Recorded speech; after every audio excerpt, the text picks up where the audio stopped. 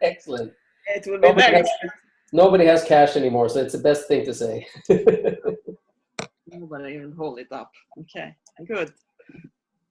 So, and if you like integrity, you can also mute your mic when you're not speaking, because now I see, or just so that's good, so we don't get any of that strange back sound. So, very much welcome, all of you.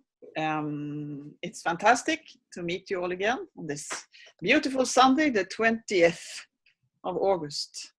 We still have some evening light here in Sweden, even if it's getting darker and darker, but still, that's nice. Because, and you, Anna, where are you, by the way? I am in Gothenburg, Sweden. So we are very close, only 200 kilometers away. Oh, yes. Good. So, yeah, so here we are in the evening time, and Gwyneth also just 1 hour, isn't it? You're at 6 o'clock. You're 1 hour before, after Gwyneth, yeah. So, and for the rest of you, it's more like morning. And there we see Rashid also. Wow, imagine. Hi. So, thank you so much. So this is the second round of this webinar over TTT and some other stuff. So we have all met before, more or less. So it's fantastic to have this continuation. And since we didn't all meet each other, so if you just can shortly say your name and where you are, and a bit how much you have used this TTT since. I mean, some of you were only on last week on Sunday, but still, just tell us a bit. So if you start their integrity, because you are up in the left corner for me, so. Sure, I joined you guys last time, and since then, just to give you backstory, I'm a teacher and a musician, and since the last class, I've used tapping with a lot of my students, especially the ones who are on the autism spectrum, and it's been really wonderful. And also, I've been using it on myself and friends and family, so it's been great. Great. So for you, no problem to use it in school with your kids. I just make it into a game, and I also looked up the song.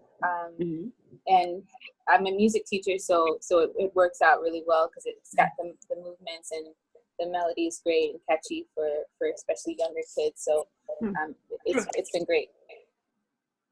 Yeah. And what kind of change have you seen in the kids when you say it works wonderful? What do you mean?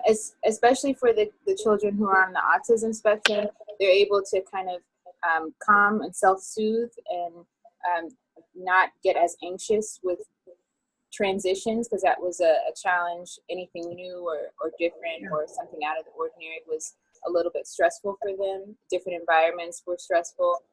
So since I've been using it, I've seen a varying degree of changes, and I only see them once a week. So I think with more consistency, it would be more helpful. But I've definitely seen them be able to be a little bit more calm in different situations that might have been stressful otherwise.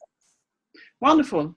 Well done. And that's the perfect blend, isn't it? I mean, this with music or something you're already doing, and it just introduces it as a game. It's not therapy, it is a game. Yeah, And I don't say anything about it being, anything. I just do it as a game, and they love it, and some of them like to lead it, and they've added some points for themselves, so it's been really nice. Good. Thank you so much, and welcome. Just a question there. Sure. Do you notice they're calmer, and do they notice they're calmer? Is it both of you who notice it? Yes, both of us. I always ask them how do they feel afterwards, right. And a lot of the kids say more calm or relaxed. And one child in particular who has hyperlexia, she's able to read on a college level, but she's 6 years old. She said that she was able to think more slowly. So I think that was really positive for her, because her brain is much further along than her motor skills and her comprehension. So she was able to feel a difference, which I thought was great. Fantastic. Great. Thank you. Thank you.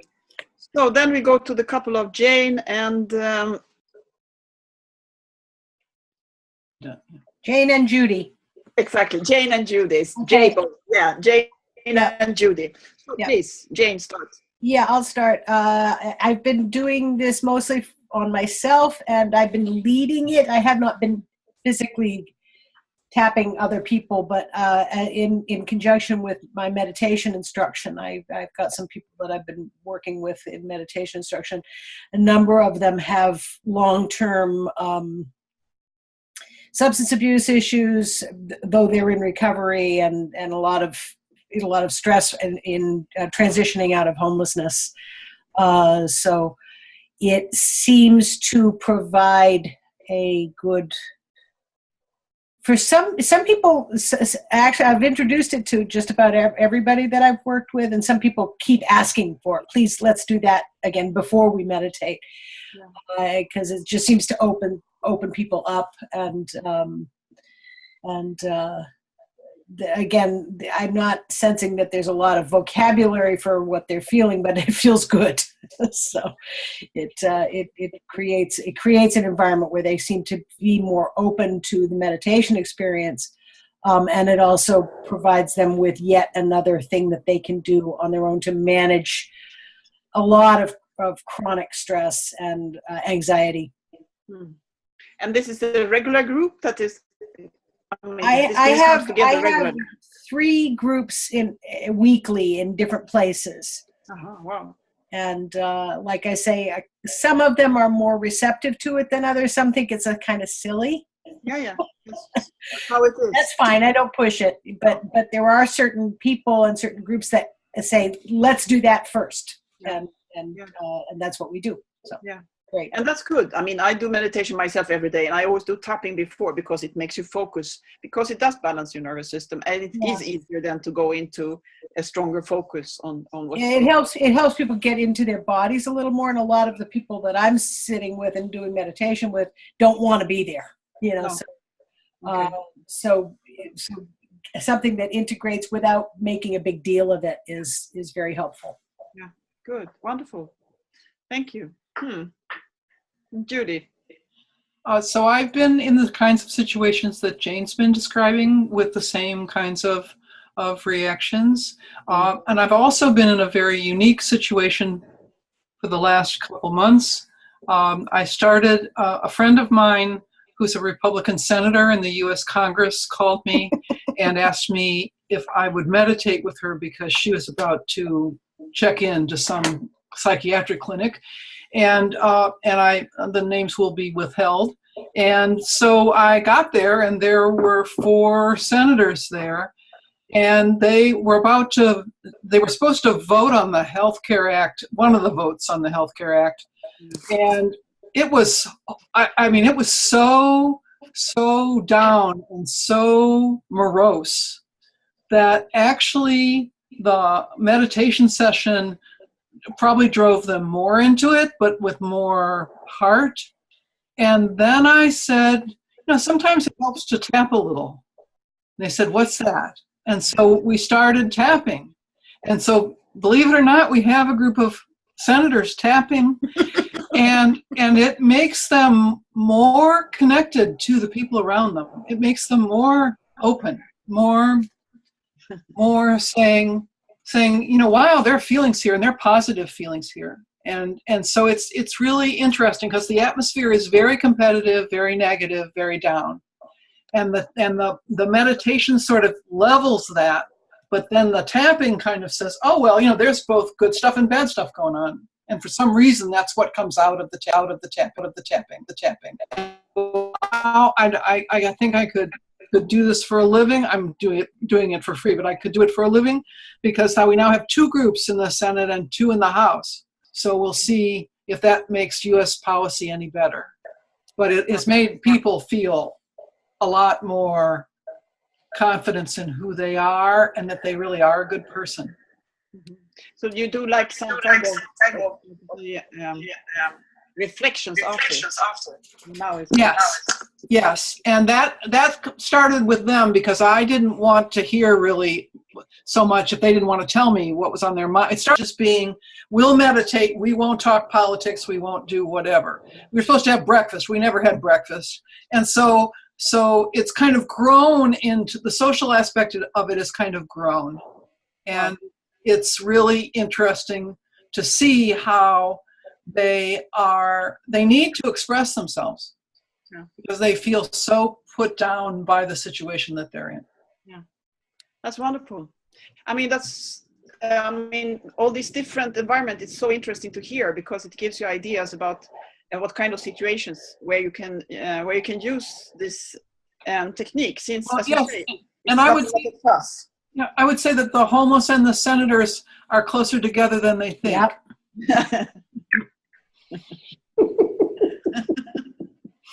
And you know what? I think this is really, really brilliant. You know, when you're saying it, it makes so much sense. If people go to meetings, they're running into the meeting, they're carrying the luggage of everything they stress through when they get to the meeting. Of course, they're not ready to have a good decision. I mean, they're in the worst possible place to do it.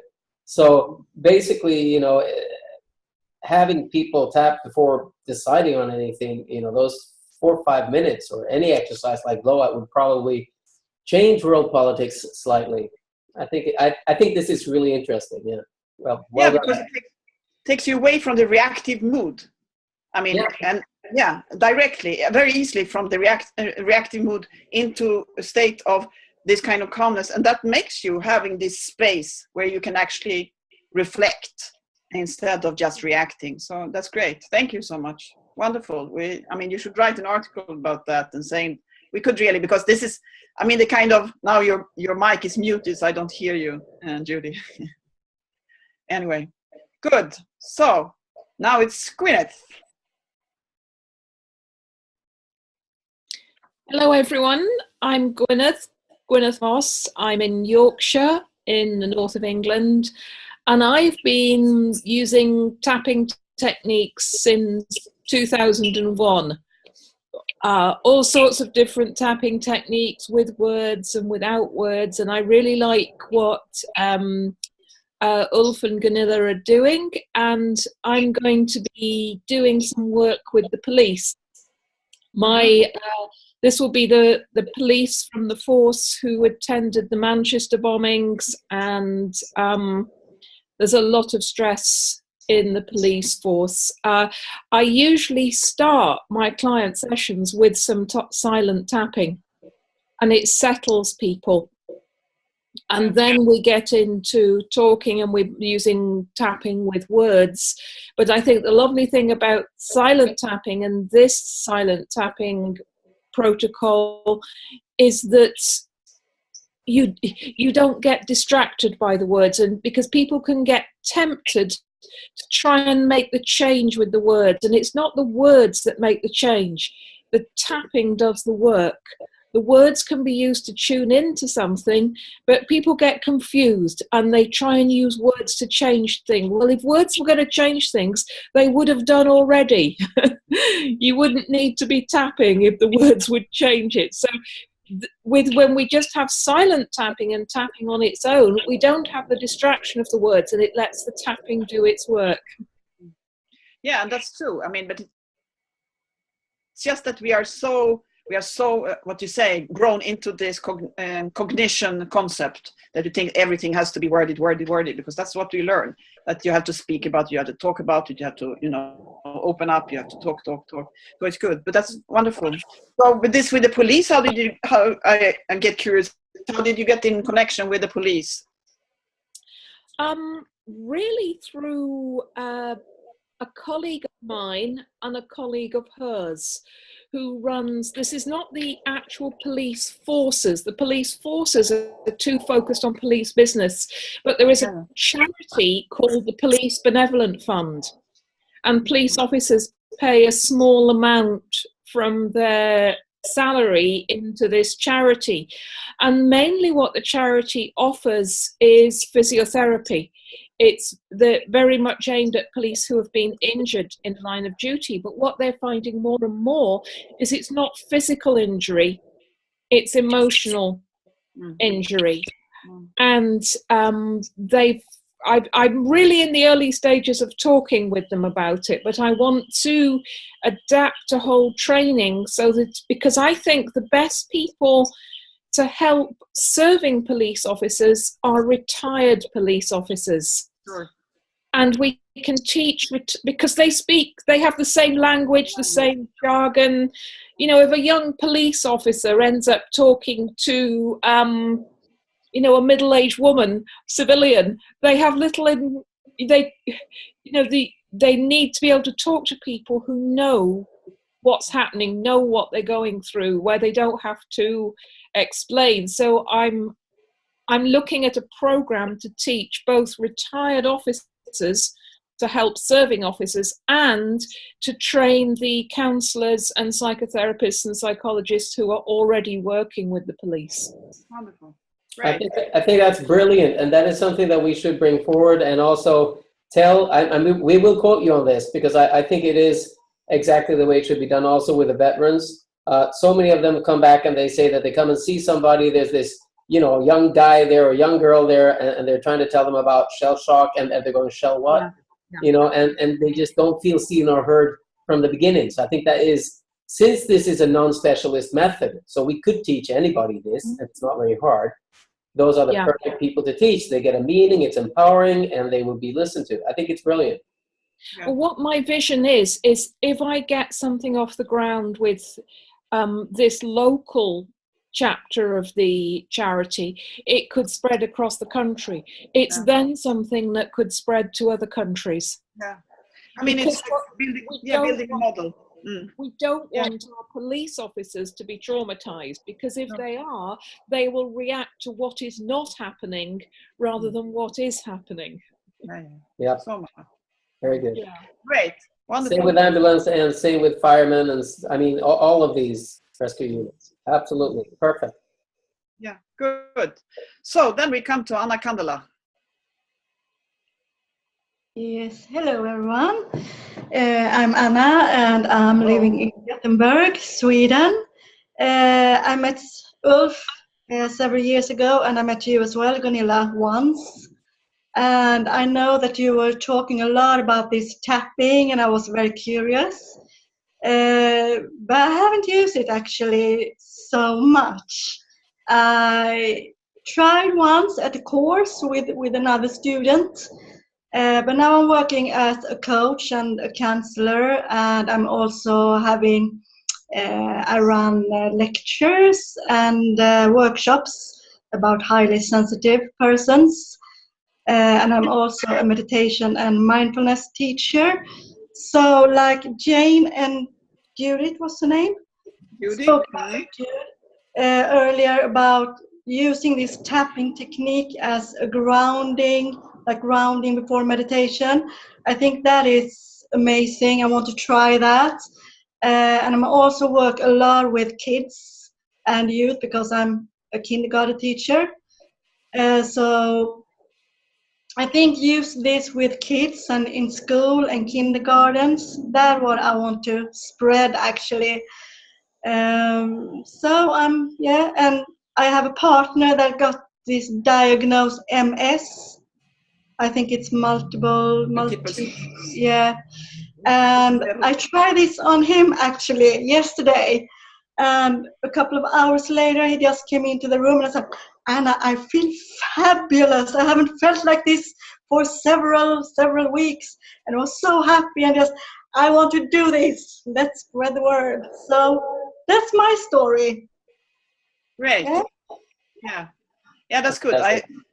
Thank you so much. Yeah, I have actually also worked on, I have a neighbor here where I live who also have MS, and we did tapping several times, and it made a big change. I mean, you could see it on his breathing and many other things. So it's really good because I think MS has a lot of stress related. Good. Now we come to Abby. Not AB, but Abby. It's okay. Either one is fine. Yeah, I know, but I learned Abby. It's no problem. So I am in Virginia in the United States, in the southeastern part of Virginia. So I'm not in the Washington, D.C. area. I'm south of Jane and Judy. Last week, I think people probably remember that I do most of my work in prisons. So 2 weeks ago, I had a client who came in and he was in crisis. He has post-traumatic stress disorder and major depressive disorder and anxiety and just all sorts of mental health concerns. And it's amplified and made worse by being in prison. It's just not a good environment for him in the dormitory setting where there's so much noise and chaos. So he's very stressed all of the time, and he was in crisis. He could not even think. He came in and he was shaking and he couldn't sit still. His feet were jumping up and down. So I did the tapping with him. I did a regular counseling session with him, a conventional talking session also. And then, we repeated the tapping. And he told me, he said, well, I think that feels better. It makes me able to think and be able to talk about stuff, which is exactly what I needed him to do. I saw him last week also. So it had been a week since we did the tapping, and I asked him if he had had any other, major problems through the week, and he said no, that when he did, he said, all I could remember was this one and this one, so I just did this. And I was like, great. So we reviewed the whole process again, but the first week he was so anxious and so upset that he couldn't remember all 14 steps. And so, I just told him, okay, remember these two and we'll see you next week. And so he did. And he said that he was able to get through his anxiety for the week. And so I think he's sold that he wants to keep doing it because it helps him to get through his days. I'd like to make a comment about Jane and Judy's, Gwyneth was talking about using the tapping with the police in Yorkshire. And it's interesting because I had the opportunity, I was solicited to come and talk to one of our local police departments and do some trauma training with them. And I was like, oh, no, I'm too busy. I don't really have time to get all that together. And then she said that, and I went, oh, all I really have to do is teach them how to tap. So I'm going to have to send back another email saying that maybe I can find time to do that, because I think that, it doesn't take very much time. It's very quick, and it will help them to be more grounded in the work that they do as they serve the public. So anyway, so that's what I'm doing, prison, and I'm going to look at police. So we'll see. That's so great. Because, I keep repeating this, that all the examples of possibilities, makes our catalog grow of how, you can apply this and see results. So that's wonderful. Yeah, good. Thank you so much, Abby. So then we came to Amy. Hi. Hi, Amy. It's so fun to hear everyone's stories. My name is Amy, and I'm right now in San Francisco, California, on the West Coast. And I use tapping in my practice with my clients, but have been really interested in TTT with Gunilla and Ulf because of not having to talk. And I work with a lot of immigrant communities, so something very simple, quick, and easy to learn.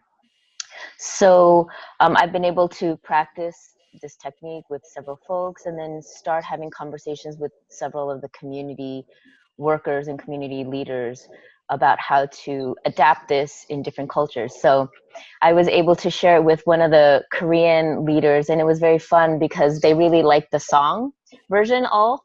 And we do a session where we do song healing, and we have elders sing different songs that remind them of home. And so the woman said, hey, we can take one of the songs this elders already sing and just add the movements because they love dancing. Brilliant. So incorporating it like a dance. So that was great. And then because, in East Asian medicine, we talk a lot about meridians. So they were excited about the fact of also learning, which of these meridian points correspond to different emotions. And then I was able to talk to another person who we're trying to do a huge community healing ritual for multiple immigrant communities. And, you know, there's some rituals that are very culturally specific, you know, and may not connect to different people because of different religions. So we talked about this as a ritual, as a group healing ritual that's not about a religion or a culture, but just about grounding into self. So it's exciting to see these planning wheels starting of how we're going to roll it out in different immigrant communities here in the Bay Area. Wow, Amazing. that's fabulous. I love that. And Thank that is you. how it is. I mean, as long as you go from Europe East, it's very easy to bring this technique, because they're, oh yeah, we do this, you know. Mhm. I mean, in one way or another, people are already doing it. So it's good when I went to India and presenting it. And I mean, it's like, yeah, of course, you know, it's not the question. It's not, how does it work? How is it possible? It's just there. So that's nice. So lucky you to be working with those communities. So that's good. So then, thank you so much. And Rashid, please. Long time. Hi, everyone. Hi. I'm here in Northern Virginia, the Arlington, Virginia area near Washington, D.C., with Integrity and Judy and Jane. And since the last time we've seen each other, I've basically been using the tapping technique at transitional housing units in Washington, D.C., like Judy and Jane. And the tapping is interesting because the residents in the units, they ask for it every time I go.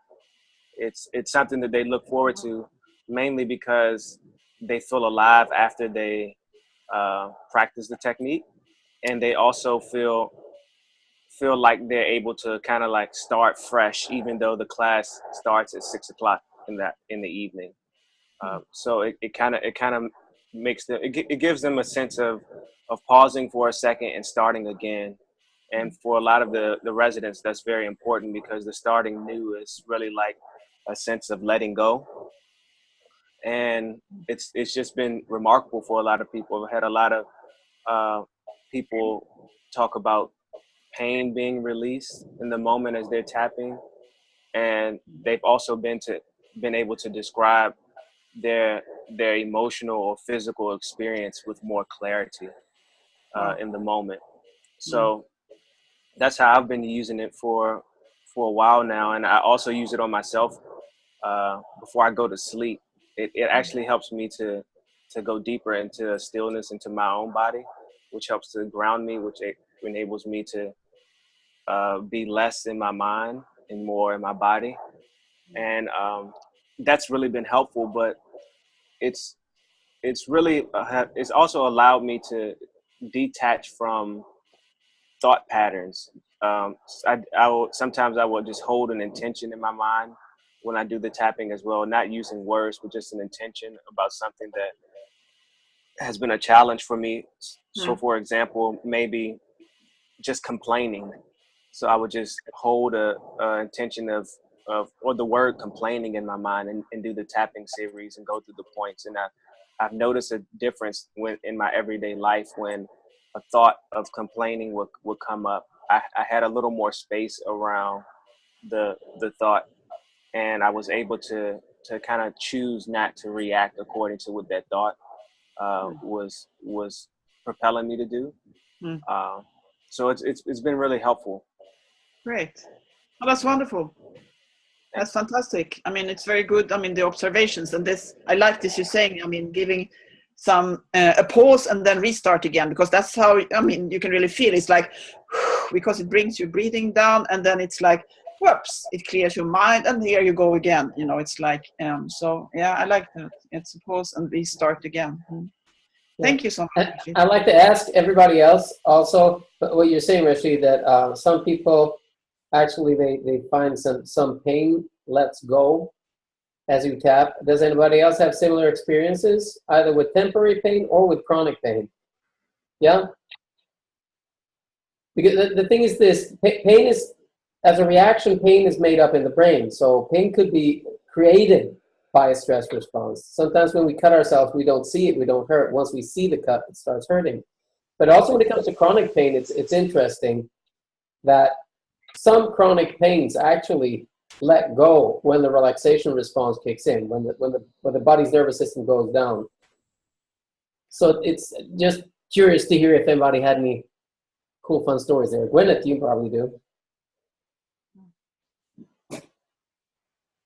I ran used to run a pain group with tapping, and what we said as a group is that stress magnifies pain. Whatever's going on physically in the body, stress, both current stress and post-traumatic stress from the past, will magnify that pain. But then pain creates its own stress. So stress magnifies pain, and pain creates stress, and people get in a pain, stress loop, and tapping somehow kind of almost like deflates that loop. Yeah. Allows a way into it. That's a good description. Yeah, very good. And Jane and Judy, did you have a different experience there? Jane. I have noticed it in myself that I'm able to kind of just let go, and I've noticed it, and I've gotten that kind of feedback from people that I've done the tapping with, that it just kind of, they sometimes describe things like tingling or just relaxing, or even they can relate to a pain differently. A number of the people that I work with have a lot of physical problems, and I think probably more than actual relief, it's just that what I'm hearing from them is that they're relating to it in a different way. So you can give an instruction like being with something, but if people have a physical, have something simple that they can do that actually does it, and they're not trying to think their way out of it, it does seem to be helpful that way, to change one's relationship to a chronic pain issue, for instance. Yeah, because sometimes pain is a memory. I mean, it's a memory of pain that you bring up. So you're so sure you're having pain because you should, because in your memory there is pain. So once you relate to that memory differently, maybe the pain isn't necessary. Now, my students have related to specific instances of pain that have been entirely removed by tapping. And that's what they say, is that the tapping has them focused on something else, and there's nothing to come back to when they're done. And it's really interesting. Either the memory is receded, or that's what they say to me. I had this pain in my shoulder, and we were tapping, and it was like a whole body massage, and when I was done, it was gone. Right. Because I thought I wasn't thinking about it while I was doing the tapping process. Beautiful. Thanks for sharing that. Thank you. So I see also that Johan and Farah has come on, and so we just want to wish you welcome. Johan, you are there. Yes, I'm there. Hello, everybody. Hi. So I'm Johan. Hello from Switzerland, but currently in the Democratic Republic of Congo, in Goma, where we work and use TTT with internally displaced people.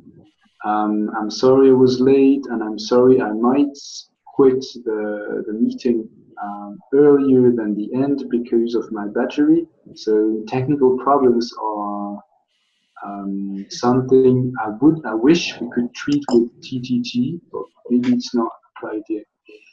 And I'm quite new, quite fresh to the method and the techniques, and very, very curious about its effects, its efficiency, etc. And I'm really glad to hear all those stories about using it in different settings. And I'm right now with Denis, who is the co-president of the NGO we're working with, who's from Goma here in Democratic Republic of Congo, who's just beside me, and you cannot see us because I'm not even trying the video. And do you want to say something? Mais Denis, il me connaît, n'est-ce pas? Denis. Yes. Oui. Enchanté encore. I just gave him the headphones. Okay. Salut Denis. Oui, salut, bonjour. Salut, comment ça va? Oui, salut, ça va bien. Ok. Vous allez bien? Enchanté. Mhm. Oui, on se connaît, n'est-ce pas? Si, depuis longtemps. So tell me, so how have you tried some tapping? Tu as essayé un peu avec le TTT? Oui, on a essayé quand même. Plus qu'essayer, je crois. More than trying, I'd say. More than Oui, trying. essayer, c'est un peu.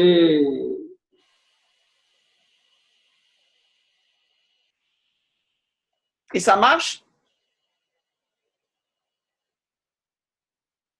Yeah, I don't know if, did we lose Denis? Because I met Denis in Goma in Congo just a month ago. So, and they are doing a lot of tapping there. And so he knows it very well. So I don't know, Johan, did we lose you? For some seconds, do you hear me now? Yeah, now we hear you. Good. Yeah, my computer was complaining about the connection. Yeah. Oh, it's complaining. I'm sorry about that. So that's good. But did you try something? Because we met just the first time last Sunday. So did you, Johan, try something, or you haven't done it this week? Yes, we've practiced it within the team. Okay, good. And it has some interesting effects, and the relaxing effect depends. Well, the tapping points are different. The effective tapping points are different for each person. For example, for me, the chest is very efficient. For a colleague of mine, under the armpit is more efficient. It kind of tickles him agreeably. And for me, it has like no effect under the armpit. But the chest is more efficient. So we discussed about the thing that why is it worth doing the 13 points? Then we came up with the explanation you're also given is that, well, some points are more efficient than others on some people with some specific body and mindsets or specific emotional issues or specific structure, maybe even muscle structure, for example. Yeah. I mean, they're all trigger points. Yep. Yeah. But the more triggering for and we are all different, and we are all different experiences, different nervous centers. Yes. And some also lymphatic points and acupuncture points. I mean, it all counts and it all communicates through the body and through the nervous system. Or depending on where you are in the world, you'll see it also as an energy system. Or I mean, there are different, as we said last time, different explanation models why it works. Definitely it goes through the nervous system. Yeah, that's great. And I hope you will be having possibility to continue practice a bit. And I don't know if you saw did you see the short video that I did actually I think it was when Denis was there at BVS with the children from, do you know the BVS, the organization in Goma, rehabilitating children who have been affected by the war? Do you know them? Otherwise, Denis can introduce you. I don't know them, but I know of them. Oh, you know of them. Yeah, because they do a lot of tapping. So you could go there and you can talk to Lomingo or to Nema, and you will hear a lot of stories, and the kids, of course. But I can send you the video. That's a good idea. Good. So then we have Farah. Please, Farah. Thank you so much, Johan and Denis. Merci beaucoup. Merci à toi. Hi. Sorry, I had some things this morning, so I got on a little bit late, but I missed most of the introduction. So, I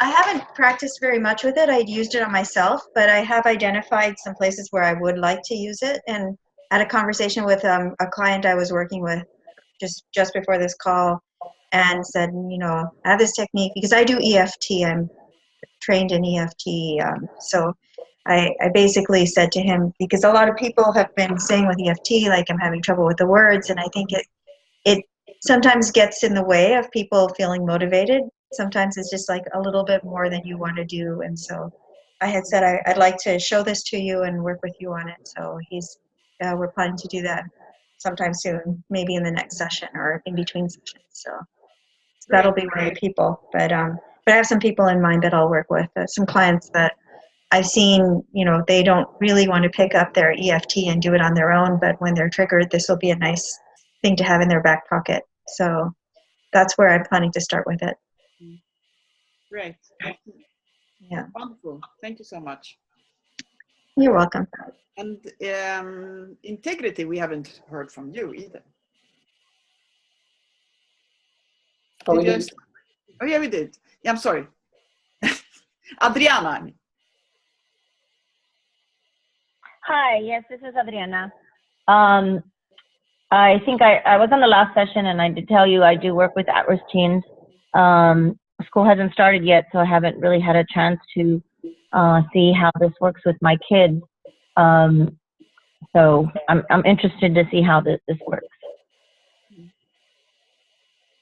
Okay. So did I get you right? You haven't tried since last week. You didn't try, or sorry? No, school doesn't start until the end of the month. Ah, okay, I get it. Okay, and you haven't tried it on somebody else close to you?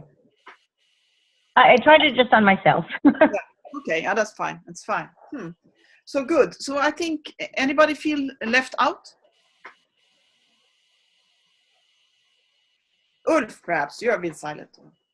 Yeah, yes, I've been using it. Yeah, it's been fun. Well, I've been having mainly client sessions since last, and I usually mix everything together. So for me, every session will have an aspect of tapping and also havening that we talked about last time, because I find it inevitable to work on the nervous system at the same time as working on whatever is in cognition or whatever way that works with language.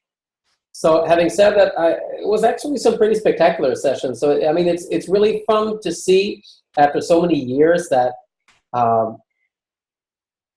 some people come in and they're almost like, yeah, well, I've tried everything, I've been everywhere, and nothing works for me, you know.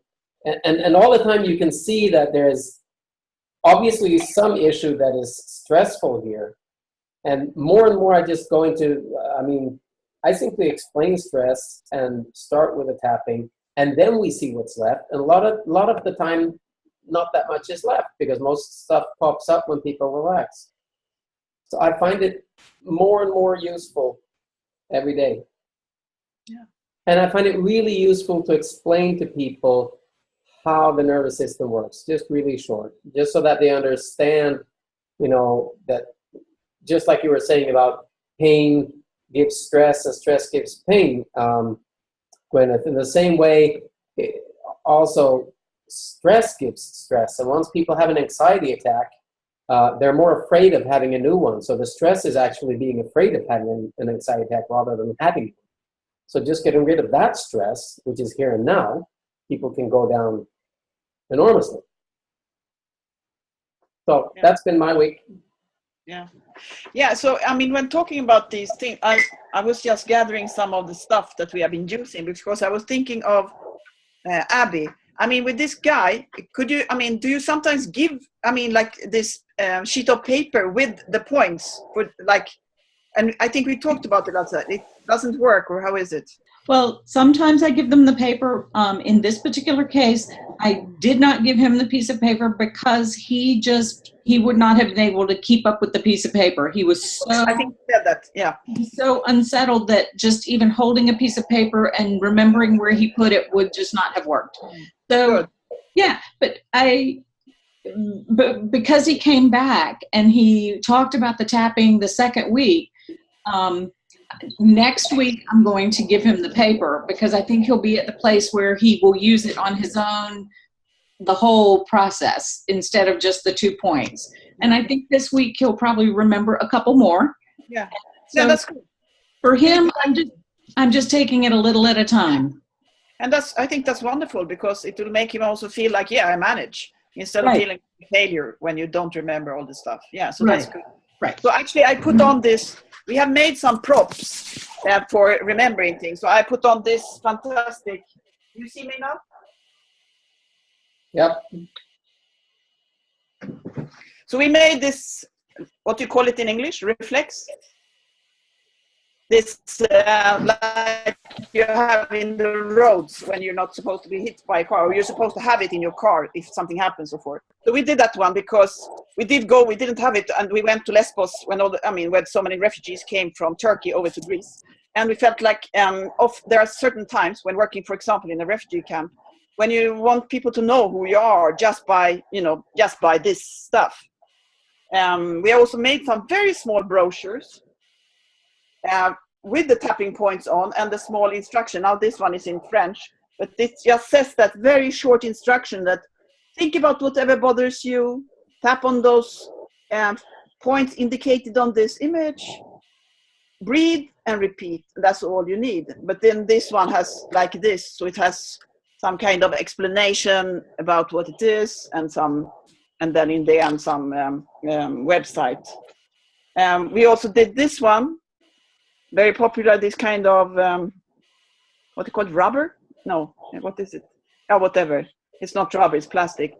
So we give this to people who have been. So we will send this through the screen to you when you have done this workshop. And then last time I was also talking about, and then we do a lot of other materials. And then the balloon we talked about last time, but I'll take that in the end. So yeah, I think that was it. Just to show there are many ways of making kind of instructions.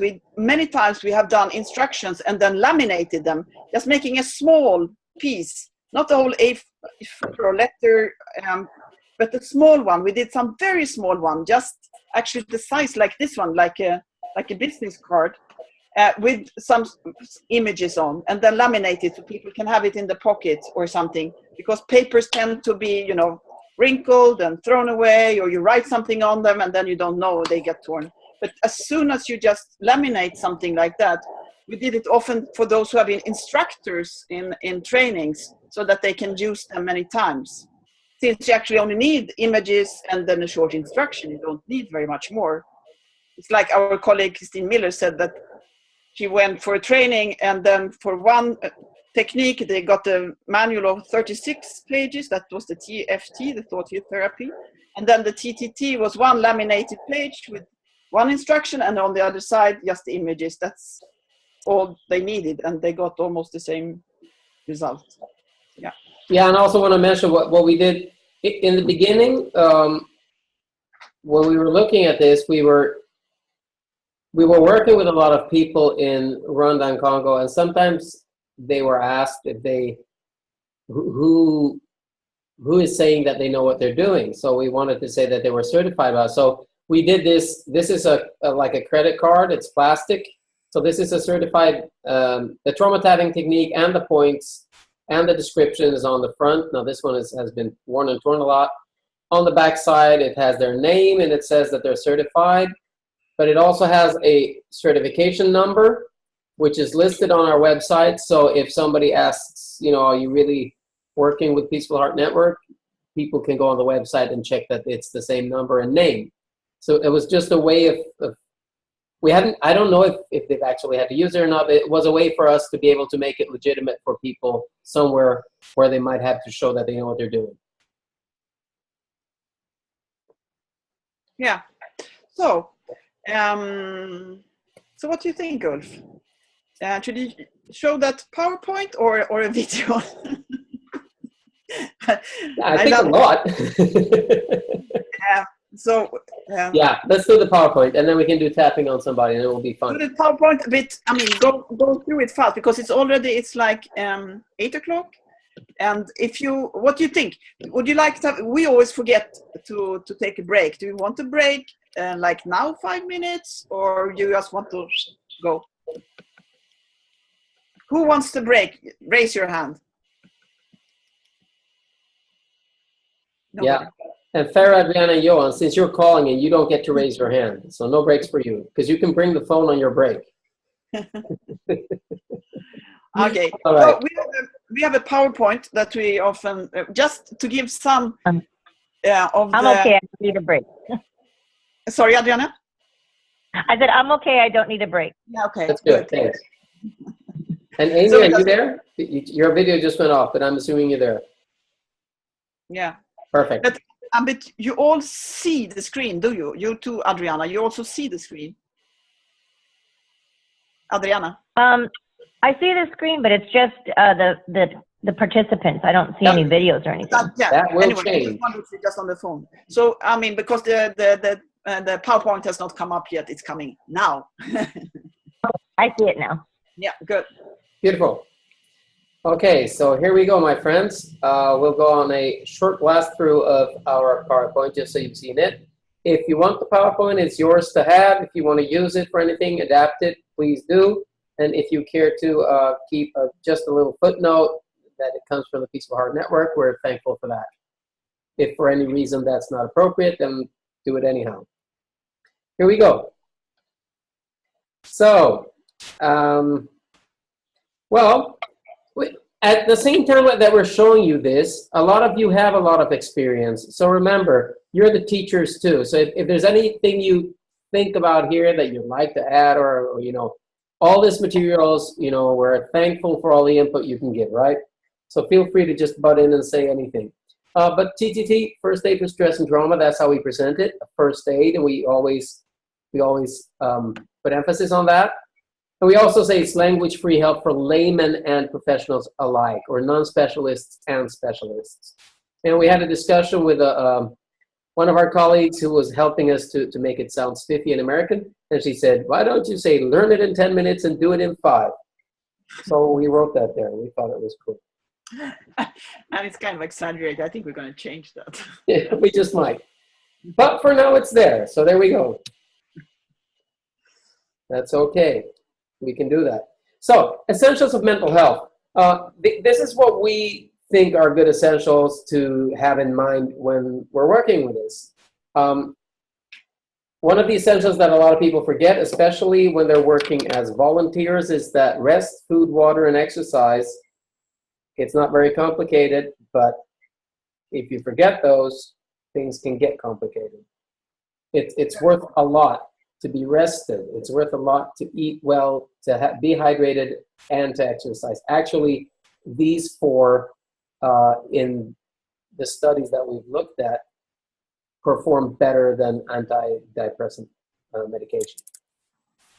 So, social context, that's really, really important. And, you know, Abby, that goes for your people, because social context is what they lack when they come out, and that's the trick, you know, to provide social context for people. That's actually what BVS does as well. Some of the children that are liberated from the armed forces, they get out and maybe they don't have a family to get back to, or maybe the family is afraid to take them back, not sure if they can handle them. So he provides a social context for them until they can integrate back into society. I think that's a part that's often overseen. We treat symptoms, we don't provide social context. Yeah, sometimes we have to work on changing the social context where they're going. I mean, like also they would do, I mean, like preparing the community. This is actually a human being. Yep. Acceptance, accept what you're feeling. I mean, basically it's been said so many times, if you have a pain and you don't accept the pain, you know, because you don't think you should have it, then the pain will probably stay with you longer. If you have a symptom, if you have anxiety, if you have frustration, if you have grief, if you have hatred or aggression, if you don't acknowledge, maybe acknowledgement would be better, but if you don't acknowledge that it's there, you're not going to be able to do a lot about it. So acceptance, and also accepting other people and their symptoms instead of being upset about it. Yeah, and the fantastic thing about tapping is that I often, express it in that way, that acceptance actually grows without you having to do anything else than tapping, because when the nervous system is balanced and goes into the parasympathetic part, and the acceptance comes because you relax from the problem, from the challenge. And so that is what I find so beautiful, that this acceptance, you don't have to take it cognitively because it comes from inside out. I hear Gwyneth echoing in my head now. It's the tapping. It's the tapping that does it. Don't worry about this. There you go. Thank you, Gwyneth. Okay, meaning. Give meaning to things. Yeah. I mean, everything has a meaning once you give it a meaning. And taking away the meaning also of unpleasant experiences is not going to help you accept them. Yeah, and there is one, I think one of the, I don't know if you saw the list of books that we wrote in the email that we recommend, and one is called Man's Search for Meaning by Viktor Frankl, who was a psychiatrist who survived the Holocaust, the genocide in Germany. And if you haven't read that book, do it.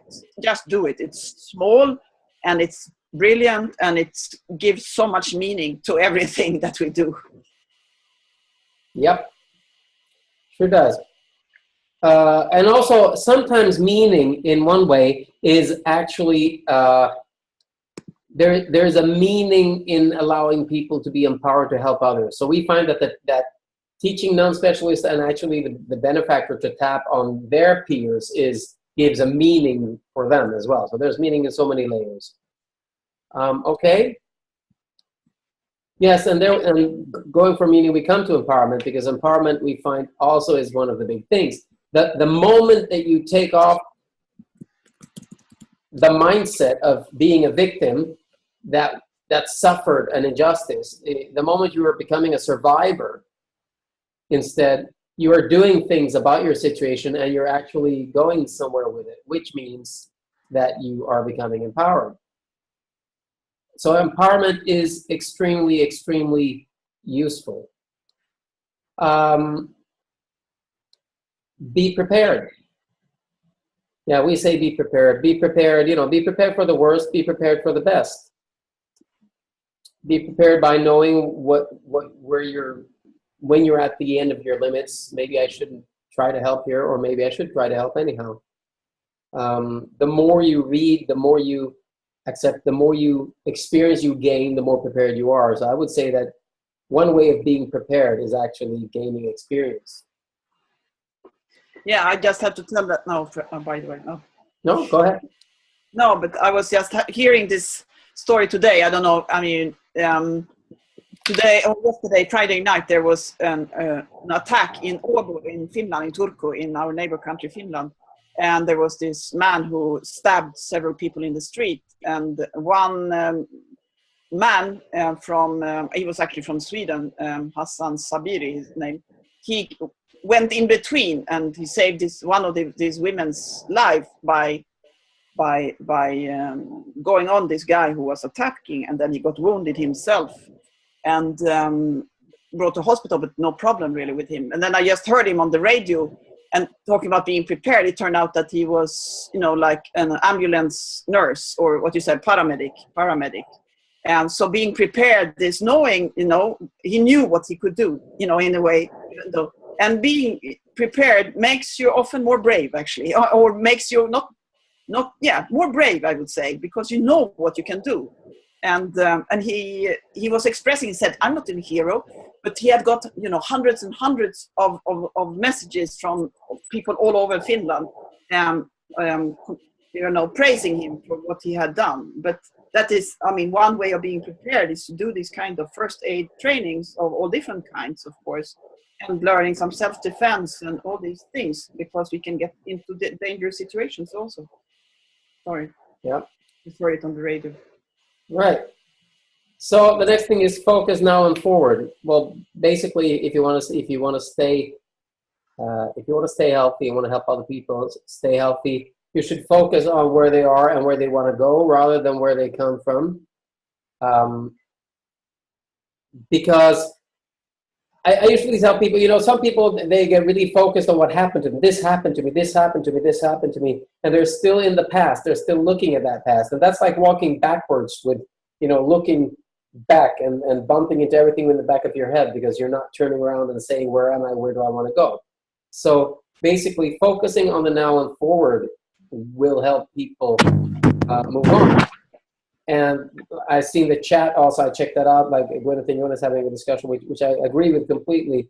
Once the body is relieved from the worst anxiety symptoms by being relaxed by the tapping, all of a sudden cognition can kick in, and we can start finding meaning in things, and we can start looking at it from a different perspective.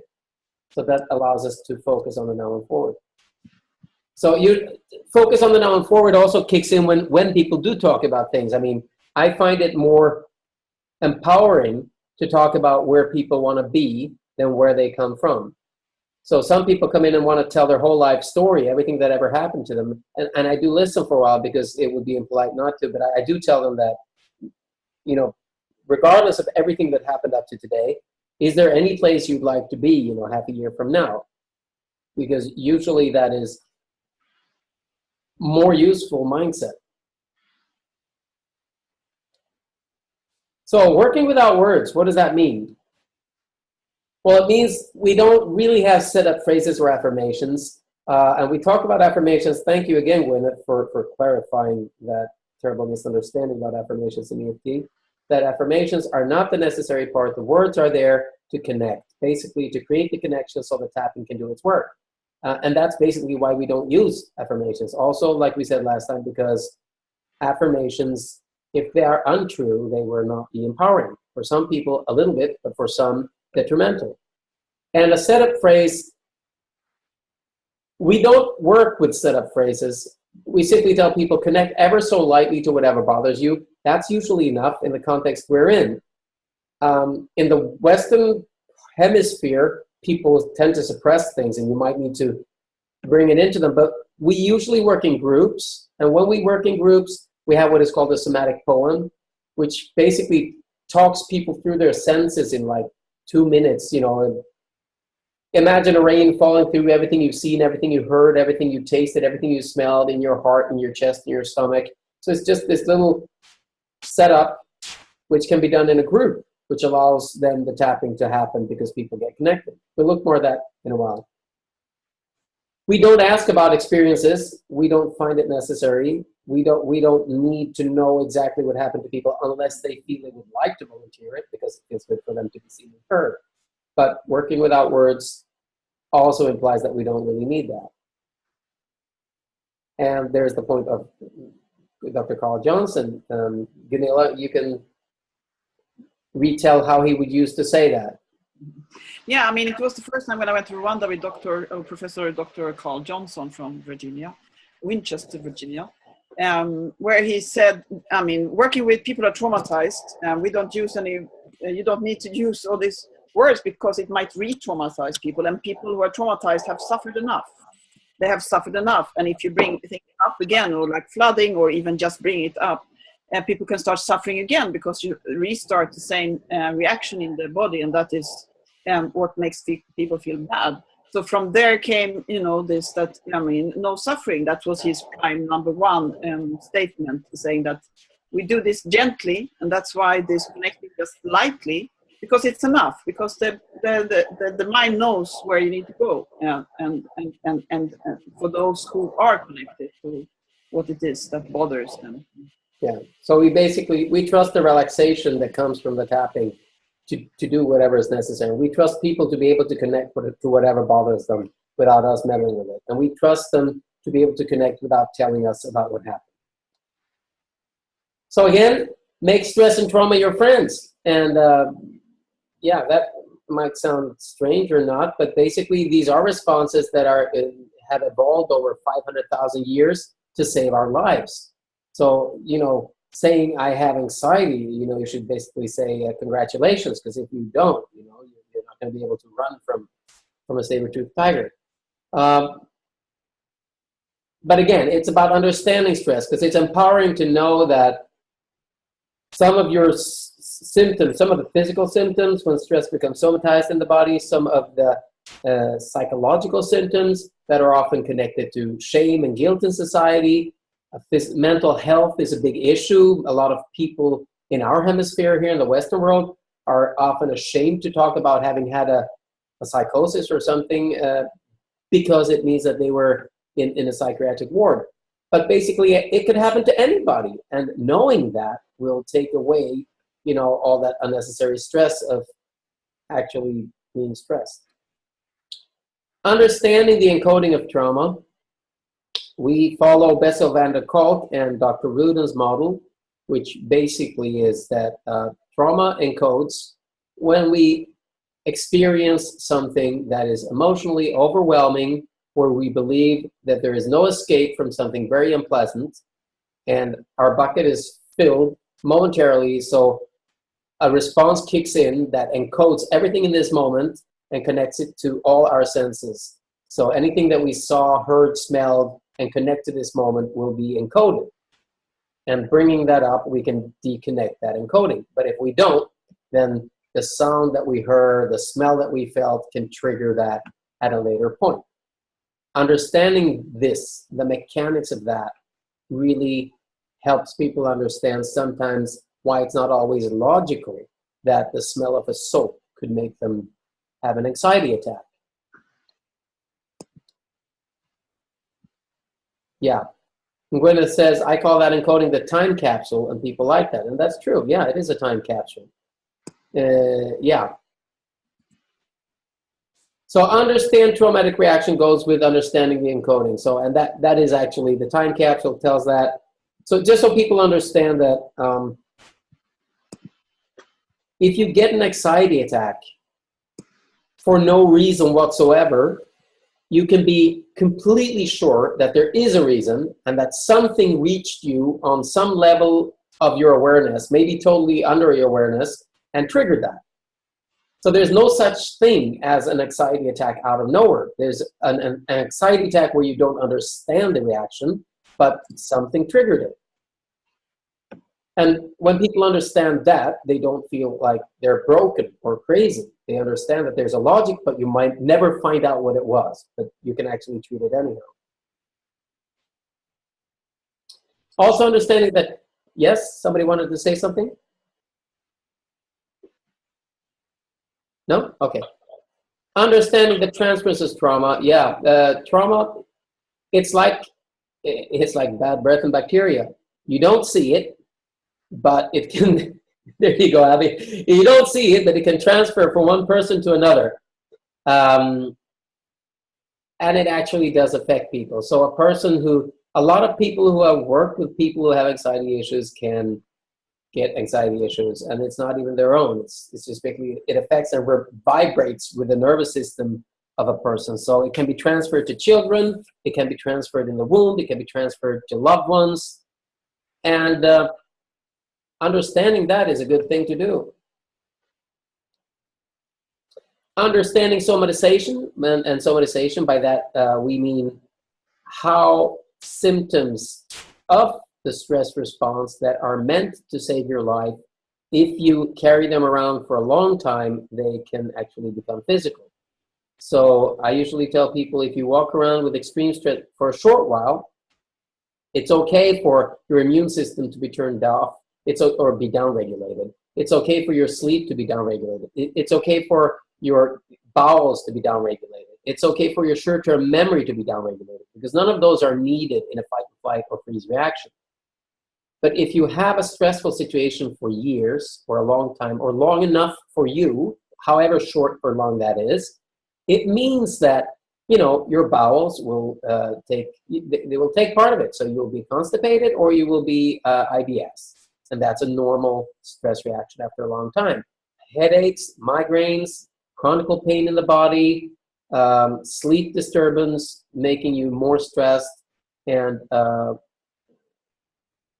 short-term memory. And just having people understand that, they go, oh, you mean my migraines and my chronic pain could be just a stress response? Yeah, good. And then the last part is, you know, to take care of all of this, you need to understand self-regulation. If you understand that you can regulate yourself, then you should. Because once you self-regulate and start emptying your bucket of resilience, you know, start emptying stress out of your system, you will lose all those symptoms one by one.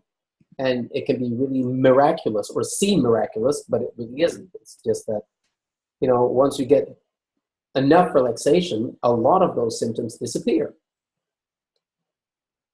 So we have a toolbox, and we call it the TTT Toolbox, or the Peaceful Heart Toolbox, because TTT is our main method. It's what we teach normally and to most people, but there is more parts of it. So one part is that we call TTT trauma tapping technique, but we also call it tension tapping technique. And that just depends on, that's just a framing, depending on who we're presenting it to and why we're presenting it. So, and we talked enough about, why that would be good. But we also want to keep the abbreviation TTT, because once we get more and more research on it, there can be research done on tension tapping and trauma tapping. It's the exact same protocol, so that'll be good. We also do head holding techniques. Janila, do you want to talk about that? I mean, we did it last Sunday. Yeah. And it is like, we said it is like making a short technique out of something that is done all over the world. But there is also a whole technique called tapas acupressure technique, if some of you know about that, TAT. It created by Tapas Fleming, and that is also a trauma treatment. And I mean, simply done, I mean, if you really do it the way Tapas does it for yourself, you will put the thumb on one side of the nose, and you can do it all, and the ring finger on the other side of the nose, very lightly.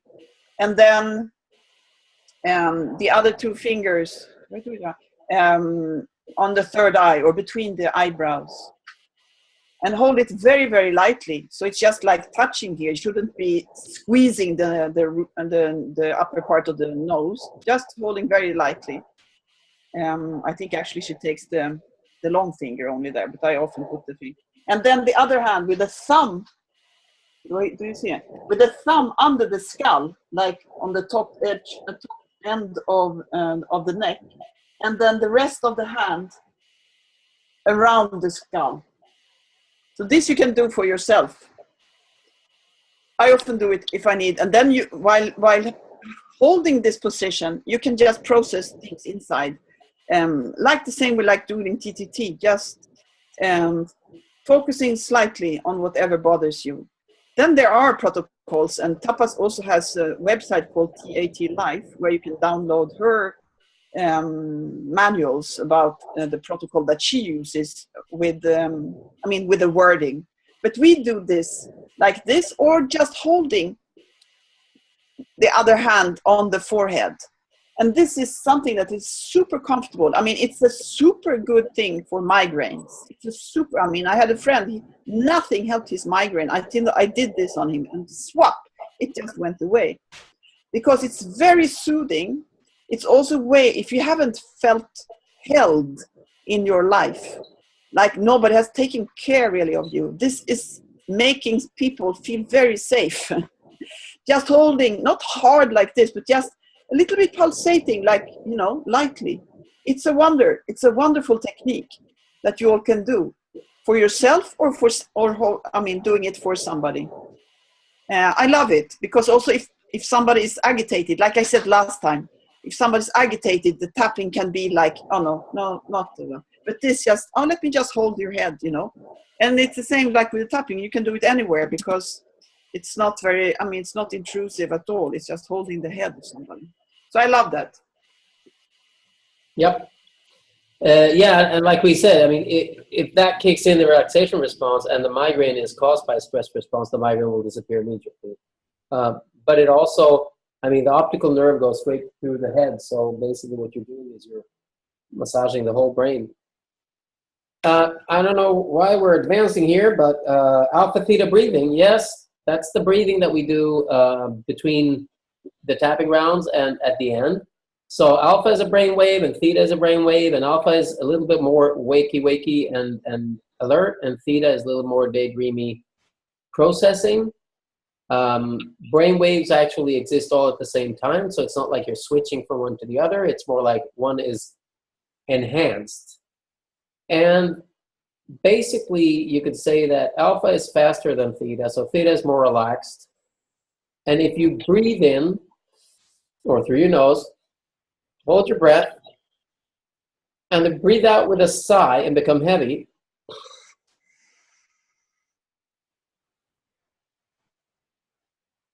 If you do that 3 times in a row, let's do it. Breathe in through your nose, hold your breath, breathe out and become heavy. And the 3rd time, hold your breath, breathe out, and see how heavy you can become.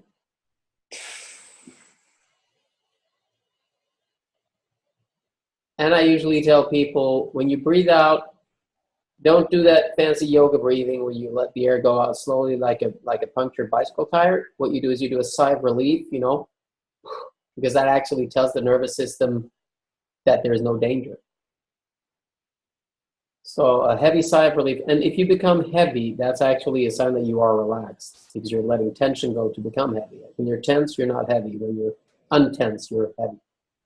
So that is called alpha theta breathing. It's used as an induction technique, relaxation technique. It's used as part of TTT. And it's a fascinating, really, really fast way that you can play with kids. You can, you know, just make it a fun exercise, see how long they can hold their breath. I know Integrity, you could probably use that, you know, in your work, just taking people through their breath. 3 of those. Yeah. And also, Amy, you can probably, you know, use that in part, you know, integrating it with whatever people are doing already in other ways. So it's really, really useful. Yeah, I mean, it's important for people to understand that, I mean, your breathing is your direct steering wheel to your nervous system. I mean, just by knowing that, I mean, talking about understanding stress and understanding relaxation, you have your breathing with you all the time. You have to. I mean, breathing is both of course, of your autonomous nervous system. Otherwise, we would die in the night when we're not active. But we can also take control of the breathing. That's what all the yoga. I mean, in yoga is always central, but that is because you can so much relate to your nervous system through your breathing, and the slow out breath gives the signals to the nervous system that you are relaxed, especially when you do this what you say, sigh of relief. So if you want to play with that a little bit and add 2 more parts that I found are also connected, like switches to the nervous system, you can try this. You can sit straight. You can look into the web camera. And now you can try to actually look with tunnel vision through the web camera. So, I mean, you're really trying to see what's in that, what's on the other side or on your screen. You're really looking with a focused eye. And then just, as you breathe in, hold your breath and allow your focus to go limp. So you get a daydream gaze instead, and then you breathe out. Now, when you switch from tunnel vision to daydream, that's another handle to your nervous system. When you are relaxed, when you have a daydream gaze, you will be relaxed. That will kick in part of your relaxation response. It actually allows you to look without processing so much information through your optical center, but your eyes are still open. And if you want to top it off, you add a little smile. So try a smile you reserve for special occasions or people you really love or something cute you saw. Because when you actually smile and daydream gaze, you know, put a pen in your mouth if you don't have a smile. But I mean, smiling and daydream gazing with your eyes actually changes how you regulate your whole nervous system and all the hormones at once, because the smile is telling your body to do specific things, and also the daydream gaze. Plus, people think you look really friendly and hot. Here we go. Blowout. Oh, do it. I wouldn't have asked. Blowout. Yeah, we looked at blowout last time. Do you remember it? Who remembers blowout? Abby, I can't hear you, but I see you talking. Yeah, Judy, Judy and Jane, you remember it? Let's do a quick blowout. There we go. That's it, Amy. So here we go. In, up in the air. Breathe in. Hold down and breathe out. It's okay, Abby. You can go before. 3 times.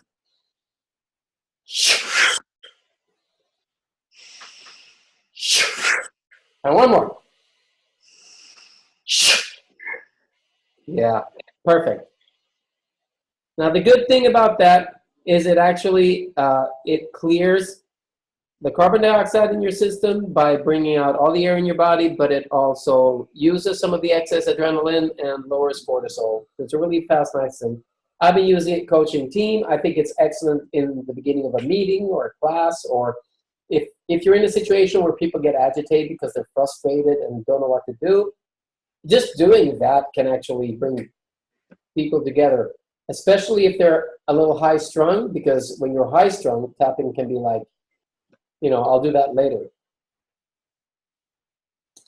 And then we have do-in. Gunilla, explain do-in. Yeah, do-in. I am also a shiatsu therapist, which is like acupressure, if you know. I mean, it's the Japanese pressure massage on. And when I did my training, we learned also this do-in, which is also from Japan, like a self-massage.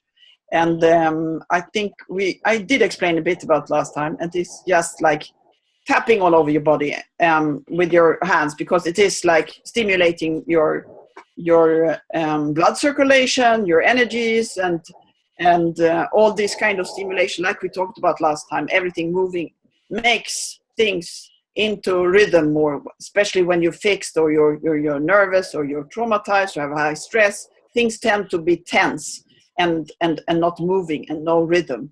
And this is a way of opening up and also connecting in. It's opening up and connecting into the body. So also Peter Levine, if you know, I mean, who has written many books about trauma, like Awakening the Tiger. I think he is also on our book list. One of his first exercises is this, like tapping on your body, because many are dissociated from the body, and when that grounds you so much back into your existence. So there is a video also on our website where I'm doing this, doing in a park outside Ulf's home. So you can find it there. It's very easy. It's just tapping from, we say you start with your, you know, with your hands, and then you start from your head and going down, just tapping all over the body. It's fantastic. It opens up for the world and for connections with everything. So I love it. I recommend it so much.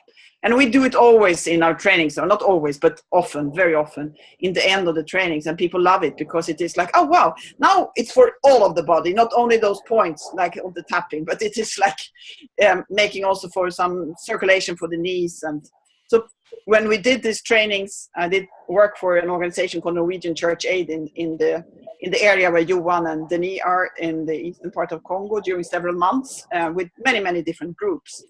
And we did this do-in also. And when we came back for a follow-up after 3 months, they considered it like 2 different treatments. For us, it was like we were teaching this exercise, do-in, and kind of this technique for treatment, TTT. But for them, it had become 2 treatments, because many had so much tension in the muscles, so much somatization of the stress and trauma.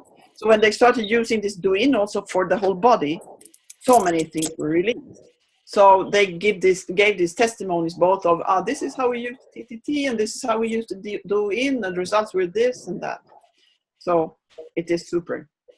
And people love it. They start laughing. I mean, but it's fun. It's fun because people become kids again, and you need to let go, and you need to step into your child a little bit to be able to do some of the last parts of it. You know, holding your knees and standing on your heels, and it's fun. So check it out. It's a great exercise for groups. I think I would love to see the U.S. Senators do this together in a TED Talk. Yeah, go for it, Judy and Jane. Go. Okay. Working in cross-cultural groups. Yeah, so what does that mean? Well, any group is cross-cultural. We say cross-cultural does not mean that you're from different countries or you look different or anything else. It could just be janitors and doctors. That would be a cross-cultural group. So what we do is we have some small hooks that we throw in that we think ease the tension and just make the cross-cultural bonding faster and easier. The greeting of joy that we've been going through, you know, the last time. We didn't do it this time, but, you know, that's an easy way of making people play. And when it comes to a group of people, basically, the one thing you want them to do as early on as possible is to invest physically into the situation they're in. If you make, you know, if you ask people who here has ever experienced stress, some of them might raise their hand. Those who raised their hand have invested physically in the presentation, but the rest actually haven't. So then you should always ask the question, and who has no stress? And then hopefully the rest will raise their hand. But once everybody has raised their hand, they've all invested. So all these physical exercises ask people to invest into the moment, which means they get grounded, they get the benefit of the exercise, but they also invest, which means they will laugh and have fun. So be seen and named. Yes?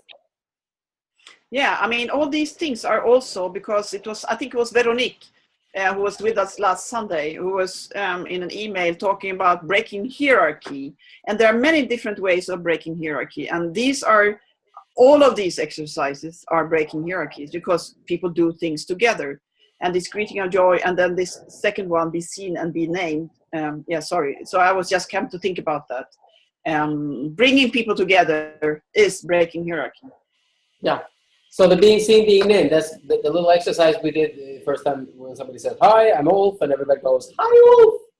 When you do that in a room, people will laugh like a child every time their name is named. It has an incredible effect, especially for grown-up people. Kids can do that naturally, but grown-ups, wow.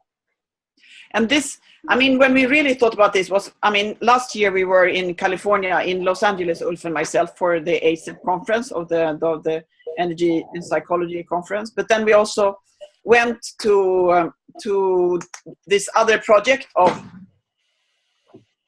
where is it? There, Homeboy Industries. This fantastic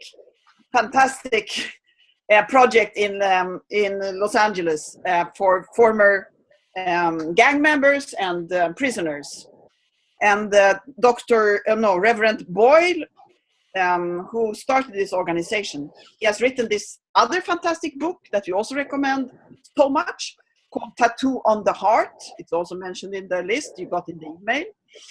And he says that working with people who have been, you know, so much marginalized, being seen, being named, and the best with the name that a loving mother was calling you as a child will make you feel seen, which is the most important. And then being heard, to be seen and heard is super important.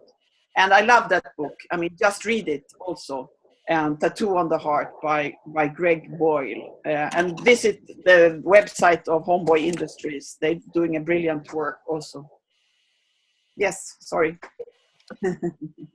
Find your allies. So always find your allies. I mean, we always say, you know, if you work in a cross-cultural group, find that person that people already seem to listen to. Find the person that people seem to like, and talk to that person first, because they probably are an open-minded and likable person. That's why they're liked. And make them your ally. We never barge in and offer help to a group. We approach a group, we take off our shoes, we listen, we see the person who seems to be somebody they listen to for something, and we tell that person, can we show you something? Maybe this is interesting. And they will say if it is or isn't. Integrity at all times, integrity for everybody. There can't be enough integrity. So integrity means not asking people about specific things, not forcing people to display what they've been through, not treating them differently because they have different past experiences or whatever that is. We really see everybody as equal. The somatic poem I told you about, I don't think, do we have it filmed, Gunilla? I think... Christina's filmed it in Spanish. Yeah, there will be a film of it. I don't think it's official yet because it doesn't have the front plaque yet. But basically, the whole idea is the setup phrase. So I'll just run it through fast. So we have people stand up in a group. So people stand up, and then, you know, it's like follow John. We just repeat what I say or whatever the person who's leading this says. So imagine a rain. Imagine a rain falling on your head. Everything you've seen, everything you heard, everything you smelled, tasted, whatever burden you've been carrying on your shoulder, whatever weight in your heart, whatever aggression in your stomach, whatever is in the moment, you know, but it's just walking through the five senses physically all the way to the ground. And then people take a step in the air and they move forward physically, leaving whatever they just got rid of behind. And from there they can start tapping. So it's just a simple way, a simple and playful way of having people connect in a group to their senses and whatever bothers them in the past without having to talk about it. It's in the book, so you can read about it then. We use music. We talked about that. We use it a lot for so many reasons. It's easier to remember. It fits in culturally. It's something you do together. you're breathing in unison. It engages the whole brain. It's fun. It's healthy. Sounds great. And need any more reasons? I'll think of some. And the same goes for games. We have a lot of games, different games. Like we said, we have, I think you have one prepared, right? Yeah, there we go. But we talked about this last time. So we often bring a balloon, especially to a room. I think the senators would love that as well, because people are physically constrained. And if you throw a balloon to them, they need to look up, which means they raise their head, which means they're actually disconnecting emotionally from the body a bit. And they will playfully, try to pass it on to somebody else. You don't get hurt. It's very simple. We have some videos where we're doing this in Syria with Bright Future Syria, with children and parents that are all recently out of the Syrian war. And it's just fantastic to see what one balloon does to transform a room of grown-ups and children into a room full of children. Bessel van der Kolk talks about this a lot as well. Yeah, because it's a way of forcing, whether it's children or adults, to get out of themselves. You cannot be closed. You have to open up. And it's too tempting. And also this that we said last time, it's too tempting, and you don't fail because anybody can get it, because it goes so slowly down. So it is wonderful. I'd highly recommend balloons. Yeah, and if you can't see it on the double display, we will have Gunilla do this again. Please show us your balloon.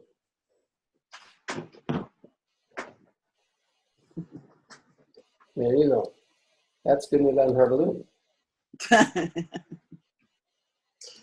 So, games are good. All kinds of games. I usually bring magic if it's kids. So I have some small magic tricks that I can do with them, and magic always opens up the mind and kicks in a curiosity mode of state of mind rather than being locked into something. Curiosity is good. Laughter. Yeah, laughter day keeps the doctor away, and it actually brings mental health and good looks and higher salary. So please laugh as much as you can. So there are some short points about helping yourself versus helping others. We offer, we don't insist. We say, I have something that works for me. Would you like to try it? I can show you. You can do it on yourself, or I can do it. And if people say, no, I'm fine, then we go, that's okay. It's all right. Before we start helping somebody else, we always agree to continue until calm. So whatever happens, if you would be overwhelmed by something, just tell me so, and you can open your eyes, we can calm down. But let's just continue until calm, because it's usually the best thing to do. When you're helping somebody else, and we're going to go through this now that we're going to be tapping on each other, you always sit like two ships passing. So seen from top, we sit like this. We don't sit in front of each other, because it's not good for many reasons. It's disempowering. It's kind of threatening. It can feel uncomfortable for a person to have somebody sit in front of you. But also there's something called defensive rage, or if you want to flight from a situation, you should have an open space in front of you so that you're not running into the person who's trying to help you. And we always show it on yourself first. So you say, I'm going to help you. I'm going to do this relaxation thing. It's these points here. So even if they're going to be doing it on themselves, it's kind of nice to walk them through it first, so they've seen the points. They know what to expect. And a good thing to know is distraction techniques. Very rarely, if ever, people could go into flooding. And flooding is when you get overwhelmed by a memory. But we always say connect ever so lightly. So, basically, Gunilla has been doing this since 2007, and I always ask the question, how many times have people gone into a flooding? No. No. I've never experienced it. So it is definitely not necessary. Some of these techniques actually promote that because they think it's a good idea. We don't. And that can be discussed, but we don't find it necessary. if somebody gets into a very emotional state, what you can do is a very easy way to break that circle is to simply distract them. And very easy ways of distraction is by reminding them who they are, that it's today, it's not then. Ask them to do math or spell their name backwards or hum a tune. Any of those distraction techniques will take people out of it. So I usually just say, oh, by the way, is it Monday or Tuesday today? And they will have to think. And once they start thinking, they're not in the response anymore. Or you could say, what's your middle name? How do you spell your name backwards? Or what's 7 + 2? Those are easy, simple distraction techniques, and they work. Trust the method. Gwyneth, you've established yourself in my head, with this voice going, yes, it's all in the head. I really like it. No, thank you. I'm sorry to be in your head, Ulf. Maybe you can tap for that. No, keep it. It's nice. It's like, this is, the Gwyneth comes up in my head and just goes, leave the tapping. It's good. No, I enjoy it. Work. It's very good. Trust the method and yourself. Yes. Bring humor and support. Yeah. And the reason we say bring humor and support is we don't think you should bring a lot of empathy and sympathy because people are not really helped by that. Compassion, yeah, that works. But if somebody is hurting and you go, oh my God, that must be terrible, it doesn't really make them feel better.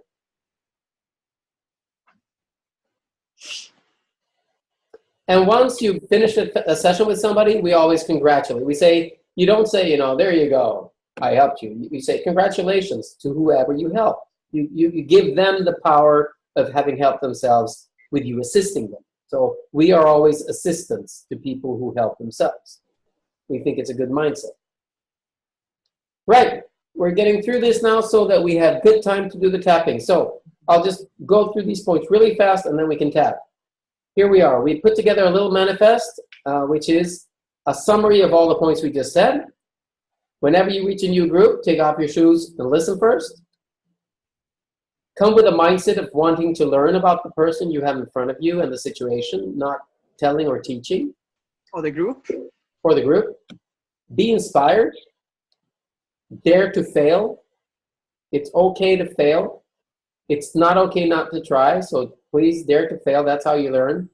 Use what you have. Don't wait until you have more money, more time, better, whatever. Just whatever you have, use it. Never take credit for healing because it's disempowering. It's a lot more empowering for a person to know that they help themselves with your help. We say pay your way if necessary because some people ask us, how can I make a living of this? And we say maybe you can't, but don't let that stop you. Again, bring humor. Know your limits. Yeah, everything depends. It's like sometimes we get a lot of questions like, should I tap 15 times or 12 times? If I forget this point, does it matter? If a person is really aggressive, should I tap them anyhow?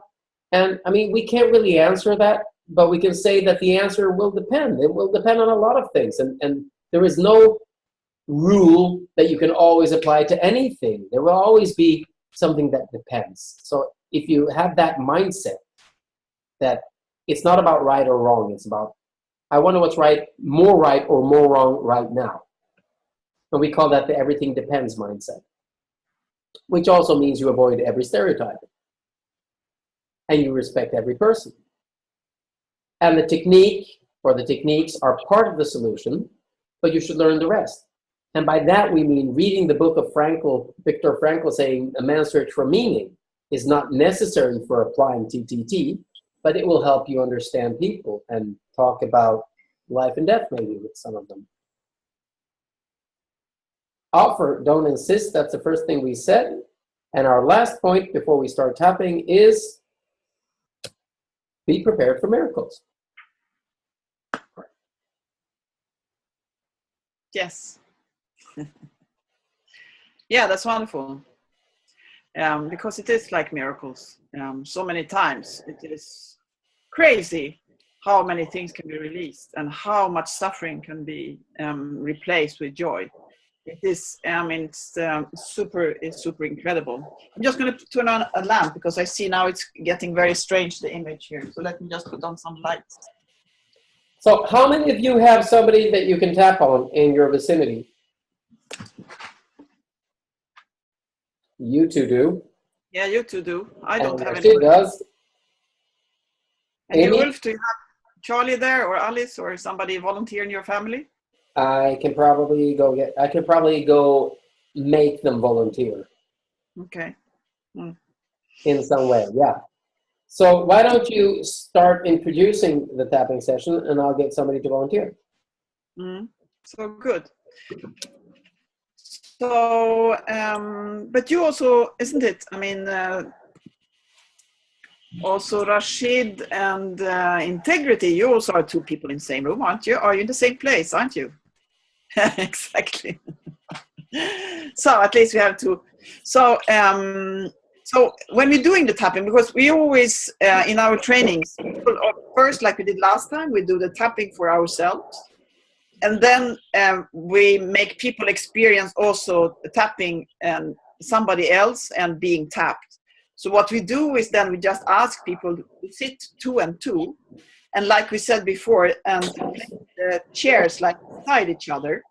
So if you, Jane and Judy, do you have to, I mean, if you just place your chairs so you who can do it, and then we will just walk you through and see with, Amy, you have somebody there, or, oh, wow, there was somebody secret behind there, behind the corner. Oh, that's wonderful. Do you have 2 chairs, or you're sitting on the couch, Amy? Couch. Yeah. So then you just, you know, position yourself as well as possible doing there. And yeah, that's good, Judy and Jay. And then Rashid and Integrity. Do you have 2 chairs, or what's your furniture there, Rashid and Integrity? You have 2 chairs. Great. So the way we say that you put them beside each other, because if you put them in front, you get your, somebody's looking, Abby is looking for a daughter. Oh, that's great. Because if you, as Ulf was mentioned before, if you put the chairs in front of each other, the person cannot get out of the way. And you also have to stretch forward the one who is doing the tapping. It's not very, what do you call it, ergonomic. It's not very good for your back. In some cultures also, being knee to knee is not culturally appropriate. So there are many reasons for sitting beside. It's easy to reach the points. The person can just leave, and it becomes really like a treatment, because the way we're doing it is like, some would say that, oh, it becomes too intimate. But when you're sitting like that beside and you're doing the tapping, like not very, no, you're like, it's not like this, very super soft, and you know, well, here I am to, it's tapping, because somebody was mentioning after last time that we were doing it kind of fast, and the tapping when we did for ourselves. And we say, we do it a bit like that. We say tap, precise and, how do you say it? Firmly, I mean, precisely. Sorry, we say? Firmly, precisely. Firmly. So it is firm. So it's not super precise. Oh, hello. Here we have Charlie. Hi, Charlie. Hi. How are you? Good. Good. Great that you can be with us this time too. You're a good volunteer. So that is it. So now we have Amy. And what is your friend's name? Amy? This is my daughter, Ellie. Hi, it's Ellie. Okay. Hi, Ellie.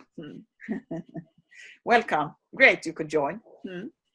And so then, yeah, then Ulf, then you walk it through with those who are, and the rest of you just observe. But now it's kind of funny because Rashid is in one square and Integrity. And so how, now I see. Now there you go. Oh, wow, there are 2 of you both. Fantastic. It's like that illusion when somebody solves a box. Exactly. And you get, yeah, wonderful, love it. Okay, so sit down in front of the person, or not in front, slightly diagonally in front of the person, and you say, hi, I'm your dad. I'd like to show you the way to relax, if that's okay with you.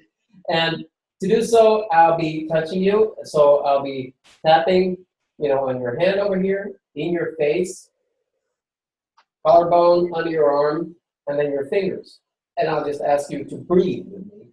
And basically, if there's anything that stresses you, like wanting to go back to your computer game, for example, then you can just think about that and grade it from 0 to 10 before you start. And 10 is the worst it can be, and 0 is nothing. And that way you have something to compare to before and after. Is that okay with you? Yeah. This is a good son. Okay. So having done that and said that, we simply start. So I say, Charlie, you know, you can close your eyes if you want.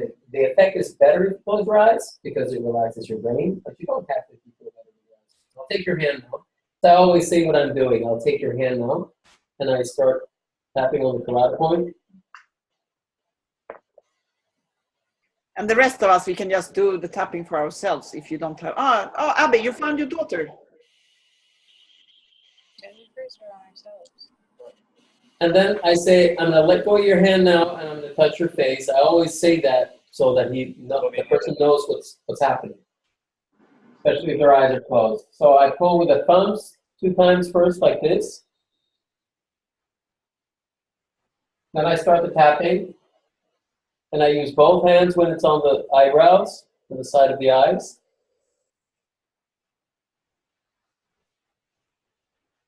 Under the eyes. I put a hand on the chin when I go to the lip. Chin. Collarbone.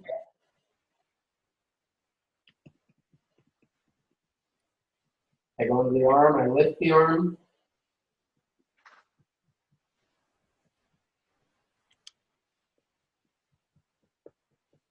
Then I take the hand in mine, and I start doing the fingers.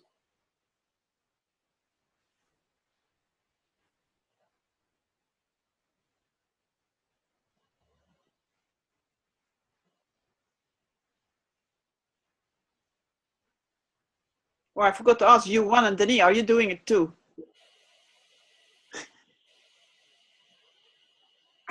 No response. So then I let go of the hand, and I take the other hand in my hand with a hand on top and a hand under, and I guide the breathing, usually lifting the hand a little bit, going, breathe in, hold your breath, breathe out, breathe in, hold your breath, and breathe out, and go heavy. And then I start tapping on the other hand, on the side of the hand. Because it's 2 rounds, always 2 rounds. That's it, perfect. Let go, I'll touch your head now. I usually do the thumbs again.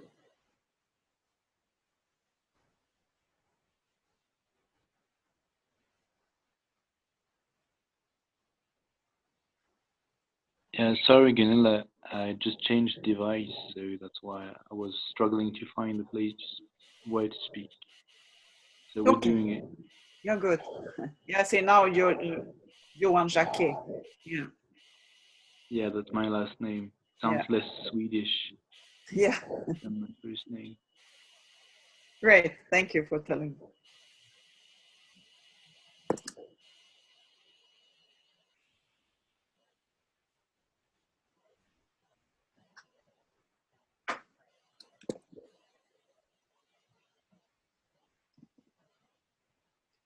On the chest, under the collarbone. Under the arm. I take the same arm because it's next to me, it's easier. You could take the other side, it doesn't really matter.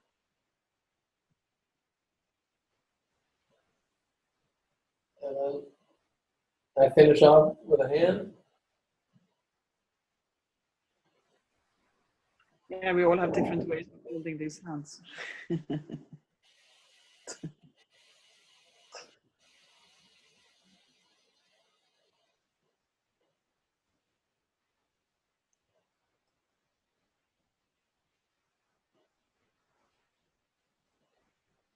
Oh, Abby, you finished already. You're fast. Oh my God, Abby, that's speedy. That's okay.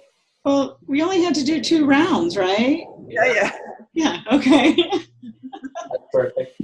So when I'm done, I take the hand between my hands again. I go breathe in, breathe out and relax.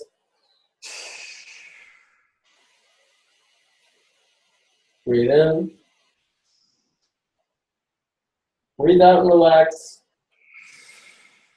Keep your eyes closed. And usually, I just sit and hold the hand like that for a few seconds and don't say much. Some people, they will open their eyes and go, yeah, you know. Some people will just stay if they become more relaxed than usual for the first time in a long time, they just stay relaxed for a while. And you can ask afterwards, you know, whatever you thought about before, and you rated it from 0 to 10. If you think about it now, is it exactly the same? Is it less? Can you notice anything different? Because we try not to lead with the questions. Can you notice anything different? Feel more relaxed. More relaxed. There we go. Thank you, Charlie. High five. And then congratulate each other. And congratulations. Yeah. Yeah, that's great. Wonderful. So, what do you say, you guys who've been being tapped, or what was your reflection?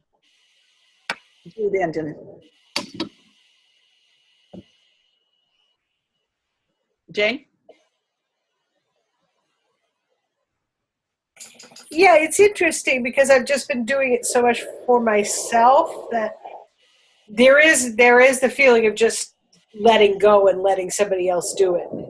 Is kind of a different dimension. Yeah. There is a little bit of, you know, Anglo-Saxon Yankee. I'm not sure I want anybody to touch me.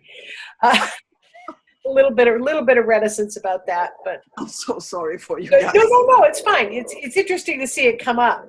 You know, in some ways I think it would be easier if it were a stranger.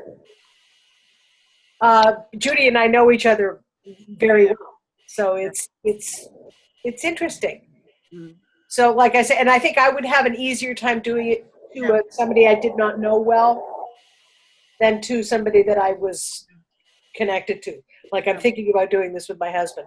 I'm not sure. No. Don't know. No, but whatever. I mean, because whatever, your first reflection is that of just letting go. That is the most important. Yeah, that's the first thing that came up. That makes it different. It is like, oh, somebody's doing this for me. Somebody's connecting. Somebody's caring for me. Somebody's, you know, all this talking about being seen and heard. Somebody's actually there for me. So that's very good. And then whether, I mean, family, friends, or doing it for somebody, it's of course different for different people. So of course, yeah. Interesting. Thank you. How did it feel to do it then? I think that my first, what came up for me first was that I needed more contact relationship before I started. But I wanted to have a kind of conversation, or I wanted to have some way, because I felt that I was kind of thrusting myself, and that's how Jane felt, I think, thrusting myself into her life in this exercise for 3 minutes. And it was not a, well, you know, we've been talking about this, maybe this will work, you know, whatever. I needed more background. Yeah. And that's fine. It's just that now we're doing it, and we. No. I'm just saying, and that's what occurred to me was that if I were doing this with a senator, I would take more time. Good. I want to go do it with the senators. Oh yeah, I know. I'm not sure they want us to do it with them. But do you know what? I would just add to that. When you do it to somebody you don't know, it's a lot easier because you're actually simply facilitating relaxation. I think if you're doing this with a senator, you might need less time. Okay, I'll let you know. Yeah, good. What about you, Abby, and your daughter? She left.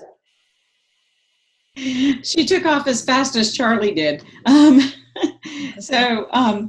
She was just sitting there letting me do it, and she said she didn't feel anything, and I'm not surprised because I dragged her away from a movie that she was watching with our brand new exchange student. So wow. Yeah. So they were having bonding over a movie, and I dragged her out of that. So I'm not surprised that she didn't really have a response.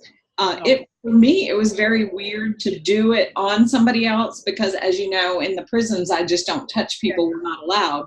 So it was very interesting to actually do it on somebody else. Good. Yeah. So you got that. First step one. Yeah. Great. Thank you. And Amy? My daughter left, Yeah. but she said she went from a 7 to a 5. She goes back to school tomorrow, so she was nervous about going back to school. And how did you feel about doing it? Have you done it before on somebody? Yeah, I enjoy it. It's very relaxing, I think, for both people. Yeah, it is. It's a connection. One woman once said it's like it feels like feeding a baby. It is like, you know, you're connecting and you're giving some energy. You're feeling like there is this connection. I think too, you know, because I'm an energy worker too, I think your presence has to be so calm, not forcing it, but as you started, you become calm. So then you can hold that calm space for the other person to find their calm, you know. Great. Thank you. What about you, Johan and Denise? Denise.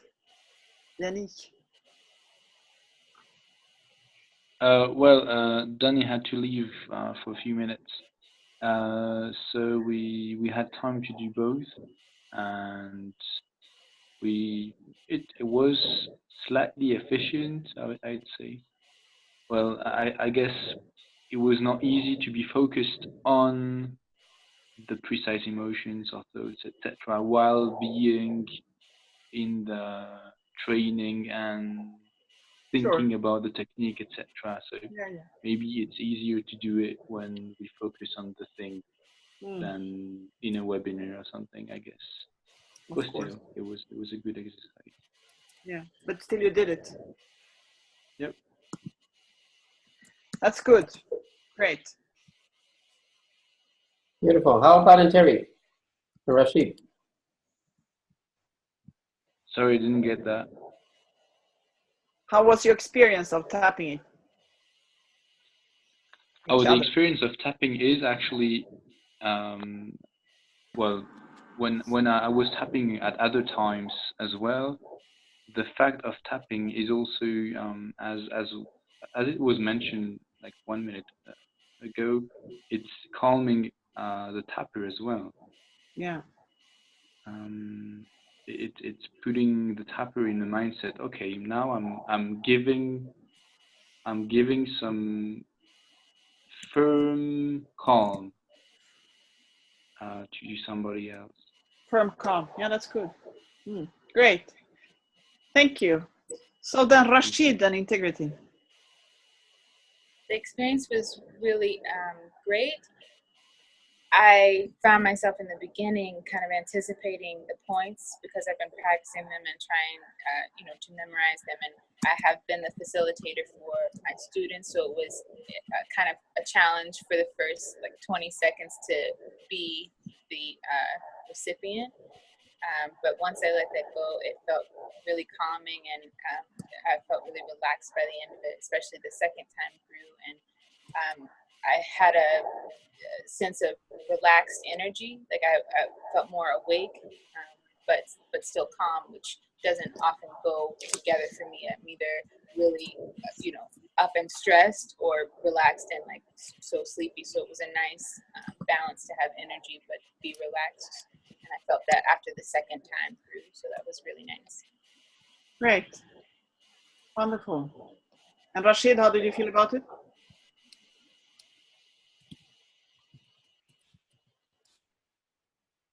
For me, it was a lot different because I'm used to either doing it on myself or giving the instructions for others to perform the practice on themselves as well. But what I did notice is that I was a little, I don't think I was as grounded as I would have liked to have been, because I was so caught up with people talking and the instructions and trying to make sure that I carried out the the exercise properly. So I would probably approach it a little differently, you know, if I'm working with somebody else, of course. Sure. Of course. Yeah. Of course. Yeah. It's a training. Yeah. And I think too, it was a challenge for us because we're both, you know, each other, and it was hard for both of us, I think, to let go of the how we had been doing it. Yeah, it is a special situation. And she kept trying to tell me what to do. Well, he was doing it wrong. But that's fine, as long as you know, it's sometimes it's just a question of trying it the first time. It's like for you want also, it is like doing it. I mean, in a way, forcing you to do it, since for some it is like something a bit strange to do it on somebody. If you just do it once and then you can try, oh, let me try on somebody else then. It's like breaking that wall of ice or whatever, or resistance or whatever, just to see it's possible. And then you can try it on somebody else. But I think Anna has been waving, or you wanted to, I thought, did you wave before? Wanted to say something, Anna? No? Okay. I thought, you know, in my vision here. So no, it's my partner that got home and he's just doing funny faces. So Okay. I need to do tapping on him later, I think, so he calm down. Good idea. Can I say another thing? When you're tapping on somebody or being tapped, there's a lot of small awkwardnesses the first time. You know, if it's a person you know, it's one set of awkwardness. It's a person you don't know, it's another set. And it depends on you, on them, the situation, who's watching, the awkwardness, whatever. But as soon as you've done 3, you can start reflecting on how it feels, because your pattern recognition doesn't kick in until after 3. So don't worry about how it felt right now. That was one of 3 necessary experiences to know what it's like. You know, and that's what I say always with people who come with relationship issues. You know, don't worry about kissing the frog and it turning into a prince. You should worry about kissing 3 frogs at least. Then you get the prince. So just do 2 more experiences of being tapped and tapping, and then you will actually intuitively sense, you know, how should I go about this for it to be comfortable. So we'd like to, yes? More from. Okay. Did you get what I sent? Yeah, sure. So should we see a short video? Yeah, so because we're supposed to finish in a short while. So this video was actually sent out to some of you before the first time, but I want to show it also because, so that you want, is done. Are you still alone, or you got company?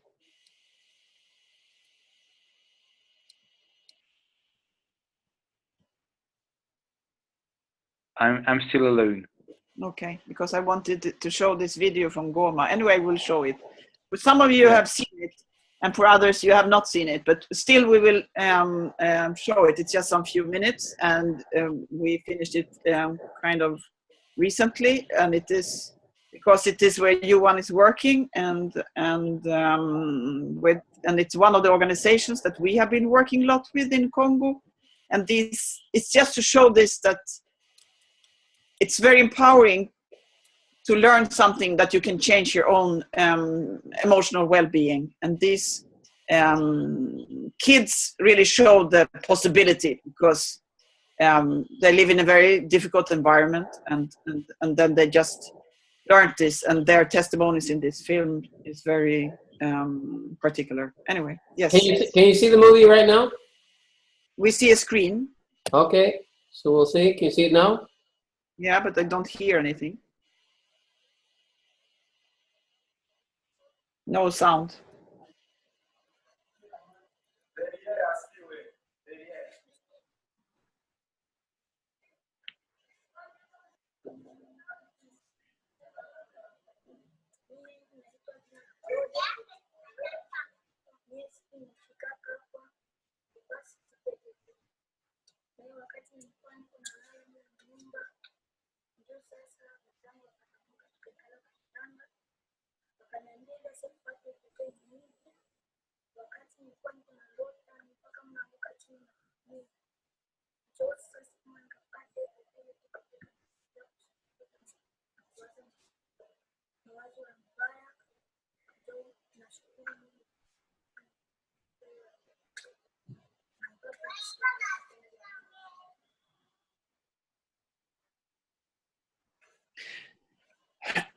So this is a group of young children. I mean, many of them have been separated from their families because of conflicts in the area. And you know, this is the mineral-rich area of Congo, of Coltan, where all these minerals for electronic devices are found, and there's a lot of and these are the people working with this.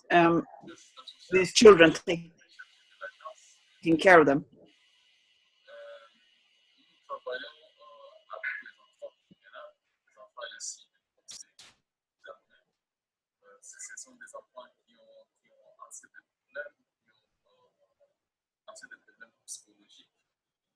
Ils avaient dit pendant la guerre comment est-ce qu'on avait tué leurs parents. Alors les mêmes images revenaient pendant les règles.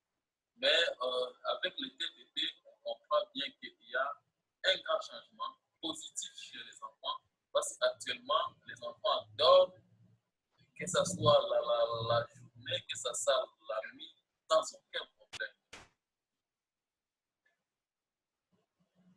And this is often how we do in these groups. It is letting people, of the participants, whether it's children or adults, show the others how to do it.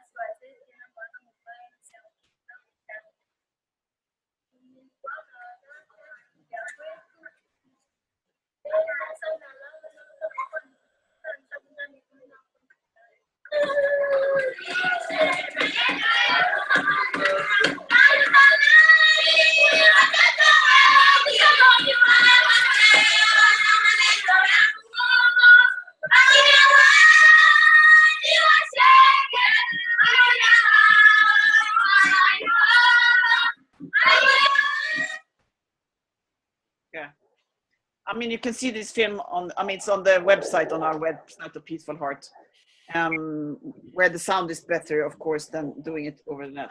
But it's just to show this, that, I mean, these kids, they are like, the youngest is Noella, I think she's 6 or 7 years old. So they have learned this TTT.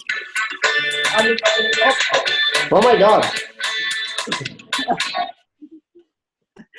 So they have learned this TTT with me, and you saw in the end also the balloon. Of course, we brought balloons for juggling. So they learned this TTT, and then this was coming back after 2 months. They had been doing it in the evening because the staff also encouraged these kids to do it. And you see how they, you know, their nightmares, and before they hated to go to rest, hated to go to sleep because of the nightmares that came. But after they learned this tapping, they start sleeping well. And as you see, this like this Olive, that she doesn't fall out of the bed. She even broke her arm just from falling out of the nightmares. This is what we say, be prepared for miracles, because helping these kids to be able to, you know, to live life without these nightmares, because it's such a huge challenge, and also to focus, because they have, of course, training for schooling there also, this of being able to focus on learning things, which is almost impossible when you're living in the past, all those images. So it is, and it is so easy that these kids can sit on the side of the bed and teach the other children. And when they are encouraged to do it, they will just take it and do it. And I find that so beautiful. These kids are, for me, the best role models, because they have taken charge. We come to other groups, and the next time you come, they say, yeah, I don't know, perhaps I'll do it sometime, I don't know, you know. With these kids, they just take it, they feel it, this helps me, they do it, you know. So that's fantastic. So I'm so grateful for these children, for their testimonies. So. Yep. Here we are. Any questions? Do we have anything we need? Any questions? Any thoughts? I have a question. Go. Yes, Johan. When you presented the Sorry. technique to the kids in the video, did you have them to actually connect with memories, or did you just I mean, these kids, they don't need to, because they live it all the time. They live with it, and that's why they have nightmares. You don't need to connect to anything. You need rather to keep it down, because they have all the time. It is vivid within them. So how do you present the technique to those kids? I mean, it is through somebody, I mean, like this, these are our friends, this Lomingo, these guys who are working there. So they have learned it in a training we did for the staff of this organization, both there and in another city. And then I came together with this colleague who is juggling with the balloon, Placid, who is from Rwanda, but he also speaks Swahili. He speaks Swahili. So then we do it together, and he's very good at talking about this, finding your ally. Placid is already like an ally because he loves playing with kids, and me too. So we first dance and play and run and, do all the things that children do. And then we perhaps say that, let's do an exercise that will make you relax. And perhaps somebody will say, so how do you feel? Do you ever, feel uncomfortable? Yeah, I don't sleep at night. Or perhaps they say something or they don't. And then you show this technique.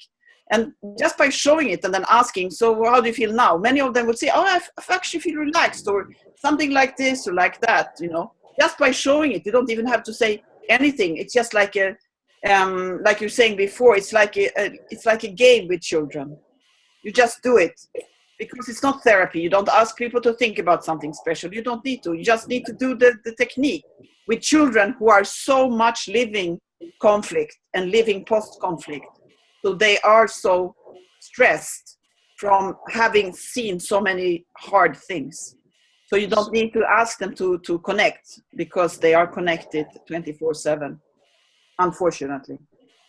Okay, so is that the case for working with everyone then, or only for people who are living in high trauma infused environments? It's like, let's have Gwyneth talking. I mean, it is like, it all depends. It all depends. The group you're working with, you will find out. I mean, you can start by doing it that way, but for some, they need to connect because they have it suppressed, what it is that is bothering them. Exactly. And that's why sometimes you can need, like the somatic poem, or you can do other things, or starting talking about, or filling in a form that has all different questions about, that can signs of stress and trauma, that will also make people connect, because they realize that, like we were talking about before, that when you start talking about understanding stress, what is it?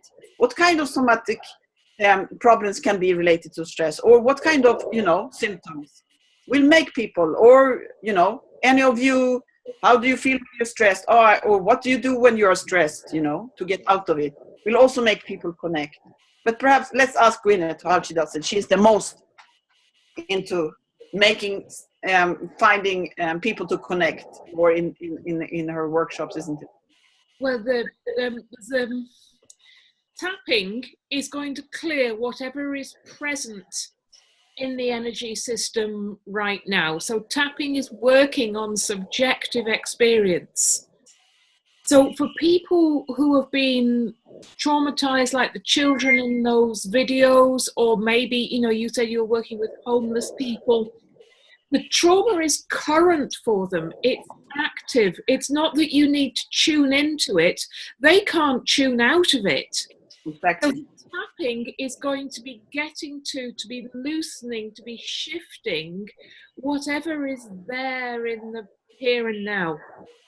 Now, for many, most of us sort of ambulatory neurotic Westerners, the bad stuff that has happened, we've found ways to contain it, to shove it down, to lock it away, and therefore we need words to get to it, because words tune something in. If I start talking about a dangerous dog, a dog barking and running after you, you will start to tense up, because you will make pictures in your mind. The words that, if we speak the same language, the words that come out of my mouth will create pictures in your mind. There'll be different pictures. You will have a different dog to me, but the pictures that in your mind, your energy system, your body will then, your nervous system will react to. So words can tune something in, and then the tapping will get to whatever you've tuned in. Now, EFT is a way of using tapping with words. It's tremendously skillful, and unfortunately, most of the ways that it's taught or what's seen on the internet is sloppy tapping rather than skillful tapping. But any tapping is better than no tapping at all. Exactly. Yes. I hope that helps. Yeah, I mean, Rashid, that is really, Thank you. I mean, it is like, it all depends on the group and or the person you're working with, whether you need to help them to tune in or tune out, or to you know, to be, but you need to be connected. Any other questions? No? Are we all good? So the good news is you don't have to have questions now. You can wake up in the middle of the night and think of a question, and you can mail us. And it's probably going to be morning for us anyhow, so we'll just answer it. So we're going to be good. And we'll answer everybody. So if you're comfortable with that, mail the whole group instead of mailing us one-on-one, because then the whole group can benefit from the question. So just feel free. I mean, we're a small group. Just feel free to mail everybody who got the mail from this, ask the question, and we will join you. We're probably starting a Google group also for really soon for everybody who's been doing these trainings, because we find it's a good way to connect. You are now free to go into the world and use this. And you're free to do the 6 certification cases, which are an online form on our website. You're free to answer the assessment, which is self-evaluating, which also means you sign in on our code of ethics, which is on there. And if you do that, you send us a mail saying, hey, I just filled in the 6 cases and did the assessment. Can I be officially certified? And the answer is yes. And does it cost anything? No. Are you free to contribute with anything you want? Yes, absolutely. So just feel free about all that. Ask your questions, join us, and yeah, we still have. Be prepared for miracles. Yeah, be prepared. We still have the pledge, right, Gunilla? We still have a pledge. Yeah. So why don't you lead the pledge? So you all have to raise your hand, because we forgot to tell you that there is an obligation to this training. I'm sorry, this is Swedish way of doing things. It's like taking this in the end instead of before. So you just say after me, I promise. And I mean, I don't hear you, but I suppose you're saying it still. I promise. Move your lips. I will not put this techniques in my mattress, under my bed, or in my drawer. I will use it and pay it forward and pass it on to anybody who is willing to receive it. I promise. Good, thank you.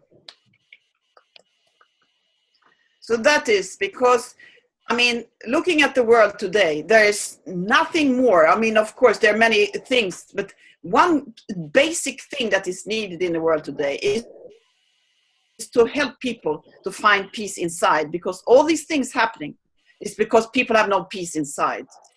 And if we do this and spread it like to senators, to children in schools, to your neighbor, to your communities, the Korean community, the Vietnam community, to the Sami community, wherever we are, we can make a shift to make people realize that you can actually do something that will make you reflect instead of just react, because it's super dangerous. And the more people are stressed, and it's stress-related diseases is becoming the biggest health problem in the world. So we are, pioneers with techniques that anybody can do. And like they said, a famous tapper once said, people with peace in their hearts will not hurt other people. Yeah. Good. So thank you so much. And have a great day or a great evening, depending on what part of the world you are. Or just a great life. Come again? Or just a great life.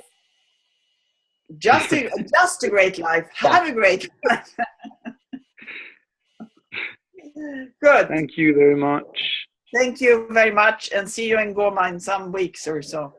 Thank you. Yes, great. Thank Thank you. you. Thank you. Bye-bye. Bye-bye. Thank you.